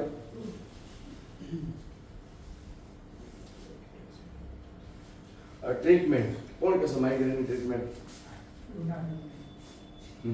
બરાબર. જો flunarizine, Tryptomer, beta blocker like Inderal, બરાબર Inderal, sumatriptan, ergotamine, analgesic, diet and lifestyle modification, betahistine for short period if no rotatory vertigo. બરાબર. માઇગ્રેનનો પેશન્ટ આવે, માઇગ્રેનમાં મેં કીધું ને બ્લેકનિંગ હશે, ઇમ્બેલેન્સ હશે ને ફરતું હશે. તો શું કમ્પ્લેન છે એ પહેલા જોવાની છે. ખાલી માઇગ્રેન બ્લેકનિંગ વાળું હોય તો વિટાઇસ્ટિન આપવાની નથી. ઇમ્બેલેન્સ વાળું માઇગ્રેન પેશન્ટ હોય તો વિટાઇસ્ટિન આપવાની નથી. રોટેટરી વાળું માઇગ્રેન પેશન્ટ હોય તો એને વિટાઇસ્ટિન ભેગી આપવાની, એન્ટી માઇગ્રેન ભેગી.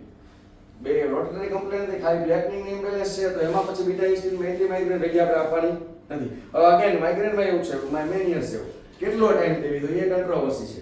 કેટલી આપવી એ કંટ્રોવર્સી, એક આપવી, બે આપવી, 3 આપવી, તો એ ડિપેન્ડ્સ ઓન સિમ્પટમ્સ. કે ભાઈ રિકરન્ટ બહુ થયા રાખે તો આપણે એને 6 મંથનો કોર્સ આપીએ. પેશન્ટને એક્સપ્લેન તો આ માઇગ્રેનમાં એક્સપ્લેન કરવું પડે આ રિકરન્ટ છે, આ તમને થયા જ રાખશે બરોબર. એને ડાયટ ખાસ તો માઇગ્રેનમાં એક્સપ્લેન કરવું પડે, ડાયટ લાઇફસ્ટાઇલ એક્સપ્લેન કરવું પડે. એટલે આમાં અગેન ટ્રીટમેન્ટમાં કંટ્રોવર્સી છે શું આપવું. હું જનરલી ફ્લુનારિઝિન અને ટ્રિપ્ટોમર બે આપતો હોઉં છું, બહુ સરસ રિઝલ્ટ છે. કોઈ ફેટી પેશન્ટ હોય તો ફ્લુનારિઝિન ન આપું તો ઇન્ડેરલ આપું પછી એને, કારણ કે ફ્લુનારિઝિનથી વેઇટ ગેઇન થાય એટલે હું આ 3 મોસ્ટલી યુઝ કરતો હોય. જેને સિવિયર હોય, પાછું પેશન્ટ આવે, હજી સાહેબ થોડાક આવે છે તો પછી ઇન્ડેરલ એડ કરવું એમ, આ બે ભેગી એવું. નહીં તો ખાલી પેલા 2 ડ્રગથી ચાલુ કરો. સિંગલ ડ્રગથી માઇગ્રેનમાં બહુ રિઝલ્ટ આવતું નથી. પેલા મેં સ્ટાર્ટ કર્યું હું સિંગલ ડ્રગ આપતો, પણ એટલી બધી મજા નહોતી. એટલે 2 ડ્રગ તો આપવી જ પડે. ન્યુરોફિઝિશિયન જનરલી સિંગલ ડ્રગથી પેલા ટ્રાયલ આપતો હોય, પણ પછી એમાં મજા નથી આવતી. એટલું બધું પેશન્ટને કોમ્પ્લાયન્સ નહીં કે ભાઈ બહુ સારું છે, એટલે હું પછી હવે ડાયરેક્ટ 2 ડ્રગથી જ ચાલુ કરી દઉં છું. અને મેં કીધું 2-3 વખતની હિસ્ટ્રી હોય તો 15 દિવસ મહિનો આપી બંધ કરી દેવાની. રિકરન્ટ એમ કે આ તમારે 3-4 વર્ષથી ચક્કર આપે છે તો એને 3 મંથ 6 મંથ જેવું સિમ્ટમ્સ સમજાવે. અને આમાં રિકરન્ટ શું સમજાવવું પડે, કારણ કે તમારે 55 વર્ષે માઇગ્રેન જશે પરેજી નહીં પાડો, તો એમ કરીને શું શું આમાં પેમ્પલેટ છે બધા કે માઇગ્રેનમાં આટલું ધ્યાન રાખવું, એ બધી એને આપી દઈએ, એને સમજાવી દઈએ એને. One dictum is there: if you couldn't reach the exact diagnosis and if you rule out other CNS vertigo, then give anti-migraine drug. હવે કાંઈ ખબર નથી પડતી એવું થાય ને તો જો ધારો કે પેશન્ટ આવ્યો એક આપણે હા વર્ટિગો સિમ્પલ વસ્તુ છે. પેશન્ટ આવ્યું તમને કાંઈ ખબર ના પડી કે આને શું છે, ડાયગ્નોસિસ નથી ખબર, તો CNS નથી આવે, MRI થઈ ગયું છે, હવે બીજી કાંઈ ખબર જ નથી પડતી તો શું કરશું? તો એક તો એન્ટી-માઇગ્રેન ટ્રિપ્ટોમર સિબેરિયમ આપી દેવાની, બેઓસ્ફેરિન. રોટેટરી હોય તો વર્ટિન ઉમેરી દેવાની, નહીંતર આ બે આપવાની. આ બે 10 દિવસ આપો તો 50% પેશન્ટ એમને ક્લિયર થઈ જશે. અનડાયગ્નોઝ પેશન્ટની વાત કરું છું હું, બધાની વાત નથી કરતો. અનડાયગ્નોઝ જેમાં કઈ ખબર નથી પડતી એમાં આપણે રોટેટરી હોય તો પેલી ઉમેરવાની ને ખાલી. પછી જો અનડાયગ્નોઝ પેશન્ટ હોય ખાલી રોટેટરી હોય અને તમને કઈ ખબર જ નથી પડતી તો ઘણીવાર ખાલી બીટાઇસ્ટીન કે સ્ટુજેરોન આપો તો ફરક ના પણ પડે, પણ ભેગી ટ્રિપ્ટોમર આપી તો સરસ થઈ જાય. એટલે ટ્રિપ્ટોમર ઇઝ અ વન્ડરફુલ ડ્રગ. ખબર ના પડે તો ટ્રિપ્ટોમર આપી દેવાનું. હા બરોબર. 10 વાળી 10 થી બહુ સાઈડ અસર નથી થતો, 25 પછી છે ને કે ઇન્વેસ્ટમેન્ટ પછી પેશન્ટને એટલો બધો ફોબિયા થાય હા, કે સાહેબ, બાથરૂમ કરવાનો 1.5 મહિનો તો હું ટ્રિપ્ટોમર રેગ્યુલર કરું છું. સાહેબ મને બીક લાગે છે. હા, બીક લાગે છે. કેટલા ફરિયાદ કરે કે હું બાથરૂમમાં જઈશ ને મને ચક્કર આવી જાય. આવશે તો શું કરીશ, અંદર જઈશ ને આવશે તો શું આઈડિયલ કરીશ? Patient for treatment. એટલે એમાં ટ્રિપ્ટોમર થાય તો બધા મીટર ચાલુ કરી દીધું. હા કે જેટલા પેલા આપતે કે મીટર હા આલ્ટ્રેસ કરતા તમે એમિટેટરી આપશો ને બહુ જ સારું રિઝલ્ટ આવશે. ઇવન ઇયર એક વાળા પેશન્ટ આવે ને આપણે જો ઇયરમાં કાંઈ ના હોય, ખાલી ઇયરની કમ્પ્લેન આપણે કી થઈ નથી, કાંઈ રિપોર્ટ આપને નથી મળતું તો ખાલી ટ્રિપ્ટોમર આપજો તમે, એકદમ એક્સિલન્ટ રિઝલ્ટ. સાયકલ આલ્ટ્રેસ નહીં, ટ્રિપ્ટોમર બહુ સરસ રિઝલ્ટ છે.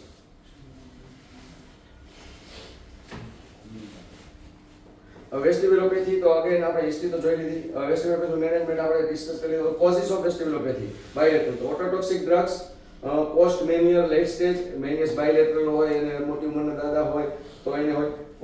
પોસ્ટ બાયલેટરલ વેસ્ટિબ્યુલર ન્યુરોનાઇટિસ બહુ રેર. પોસ્ટ મેનિન્જાઇટિસ, હેડ ઇન્જરી, કન્જેનિટલ. વેસ્ટિબ્યુલોપેથી ટ્રીટમેન્ટ શું કોણ કહેશે? કઈ એન્ટીબાયોટિક આપવાની વેસ્ટિબ્યુલોપેથીમાં?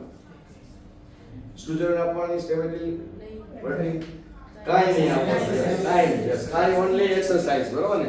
અને વેસ્ટિબ્યુલોપેથીમાં હોરિઝોન્ટલ નિસ્ટેગ્મસ હોય, કેલરિક ટેસ્ટ બાયલેટરલ રિડ્યુસ હોય, બરોબર?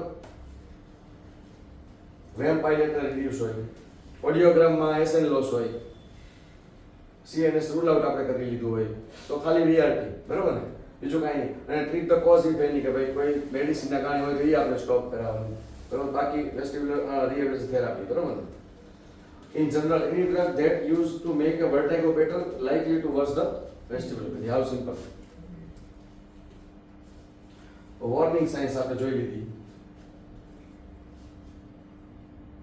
આ ડિફરન્સ આપણે જોઈ લીધો. હા. Nystagmus. તો directional nystagmus. In central variety, multi-directional nystagmus is present. Right થોડી વાર રાઈટ બીટિંગ હોય તો થોડી વાર વળી જો તો લેફ્ટ બીટિંગ 5-10 સેકન્ડ પછી ચાલુ થાય. પેરિફેરલમાં unilateral nystagmus, central visual fixation, no in central, yes in peripheral, duration. તો નિસ્ટેગ્મસ હા આપણે પિક્સોલપાઈ કરતા હોય, પેશન્ટને સુવડાવ્યું અને નિસ્ટેગ્મસ કન્ટિન્યુ ચાલુ રહ્યા તો માઇગ્રેન અથવા CNS, બરોબર? માઇગ્રેન અથવા CNS પોઝિશનલ નિસ્ટેગ્મસ રીઝન કેટલા? BPPV, માઇગ્રેન અને સેન્ટ્રલ. નિસ્ટેગ્મસ કન્ટિન્યુઅસ ચાલુ રહ્યા 1 મિનિટ કરતા વધારે તો માઇગ્રેન અથવા તો CNS. તો માઇગ્રેન નથી ને એ આપણે જોવાનું, CNS નથી ને જોવાનું. કન્ટિન્યુઅસ ચાલુ રહે તો, કારણ કે પેરિફેરલ નિસ્ટેગ્મસ 1 મિનિટની અંદર જનરલી જતા રહે, સિવાય કે લેટરલ કેનલમાં લાંબા રહે. પોસ્ટેરિયર કેનલ તો 1 મિનિટથી ઓછા હોય છે, 1 મિનિટથી વધારે તો બહુ જ રેરમાં હોય એમ પેશન્ટમાં. લેટેન્સી તો નો, પેરિફેરલમાં યસ. લેટેન્સી પેશન્ટ આમ સુવડાવો તરત ચાલુ થઈ જાય, સેન્ટર હોય તો એટલે PPPમાં થાય એવું નથી તરત, પણ યુઝ્યુઅલી લેટેન્સી ઇઝ ધેર. ફેટિગેબિલિટી સેન્ટ્રલમાં નો, મેં કીધું કન્ટિન્યુઅસ ચાલુ રહે તો આપણે વિચારવું પડે. તો BPPV નથી. એટલે જ આપણે એક્ઝામિનેશન તરીકે જો ડિસઓપેક કરી કન્ટિન્યુ ચાલુ રહેતા હોય બીપીપીવી એમ નહીં, એ બંધ થઈ જવા જોઈએ નિસ્ટેમસ, બરોબર? નહીં તો બીપીપીવી નથી. નિસ્ટેમસ બંધ ના થાય કન્ટિન્યુઅસ રહીએ આપણે 2 3 4 મિનિટ રાખ્યા તો એ બીપીપીવી નથી. Management of acute vertigo, acute severe vertigo patient આવે તો શું કરવાનું, કોણ કહેશે? ચલો લેક્ચર પૂરું ફટાફટ. એક તો ઇન્જેક્શન સ્ટેમેટ્રિલ પહેલા આપી દીધું, પછી એન્ટી એમેટિક વોમિટિંગ થતું એટલે એન્ટી એમેટિક આપી દીધું, પછી ઇન્સ ટેસ્ટ કરવાનું, ઇન્સ એક્ઝામિનેશન કરવાનું, બરોબર ને? ઇન્સ એક્ઝામિનેશન આટલું સેન્ટર એક્યુટ વર્ટિગો એટલે આટલું આપણે કરવાનું છે, બરોબર ને? એન્ટી વર્ટિગો ડ્રગ આપવાની, બરોબર? બાકી મેં મોસ્ટલી આટલી વસ્તુ, બરોબર ને? બાકી તો એન્ઝાઇટી સમજાવવાનું, ડિસીઝ છે, આ તેમ વગેરે વગેરે, બરોબર? ઇન્ડિકેશન ઓફ VRT એક્સરસાઇઝ કયા પેશન્ટમાં આપણે આ એડવાઇસ કરવાની છે? તો એક તો આપણે જોયું vestibular neuronitis after acute phase gone, બરોબર? પછી વેસ્ટિબ્યુલોપેથીમાં બધા પેશન્ટ છે. ફોબિક પોસ્ચર વર્ટિગોમાં મેં કીધું એમ કે ભાઈ કોકને લિફ્ટનો ફોબિયા હોય, કોકને ઉપર જોવાનો હોય તો એના માટેની એડેડ છે. એમાં પછી કે કુક્ષિક આવતો એક્સરસાઇઝ કામ નહીં કરે, એમાં એની સ્પેસિફિક કમ્પ્લેન સ્પેસિફિક એક્સરસાઇઝ આપવાની છે આપણે, બરોબર ને? એ જોવાનું છે. પછી એમાં બધા કાગળ આપી દે આ કસરત કરજો કરે એવું નહીં, એમાં જોવાનું છે આપણે. એને લિફ્ટનો પ્રોબ્લેમ છે તો કાગળ આપવાથી કઈ ફાયદો નહીં થાય, કુક્ષિક આવતો નહીં તો એને એ પ્રમાણે સમજાવવાનું છે આપણે, બરોબર ને? રસ્તો ક્રોસ કરતા બીક લાગતી હોય તો કુક્ષિક આવું કામ નહીં કરે, એને રોજ 100 વાર રસ્તો 2 5 10 વાર રિલેટિવ વાર 10 વાર રિલેટિવ વગર ક્રોસ કરાવવાનો છે, એટલે એડેપ્ટેશન લાવવાનું છે. જે સ્પેસિફિક કમ્પ્લેન હોય એ પ્રમાણે. પોસ્ટ ટ્રોમેટિક વર્ટિગો, બરોબર? ચાલો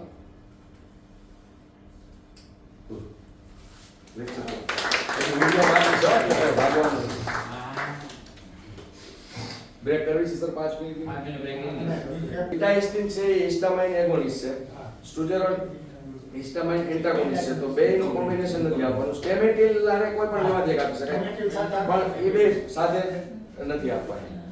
ઘણા ન્યુરોપેથિસ્ટના બધા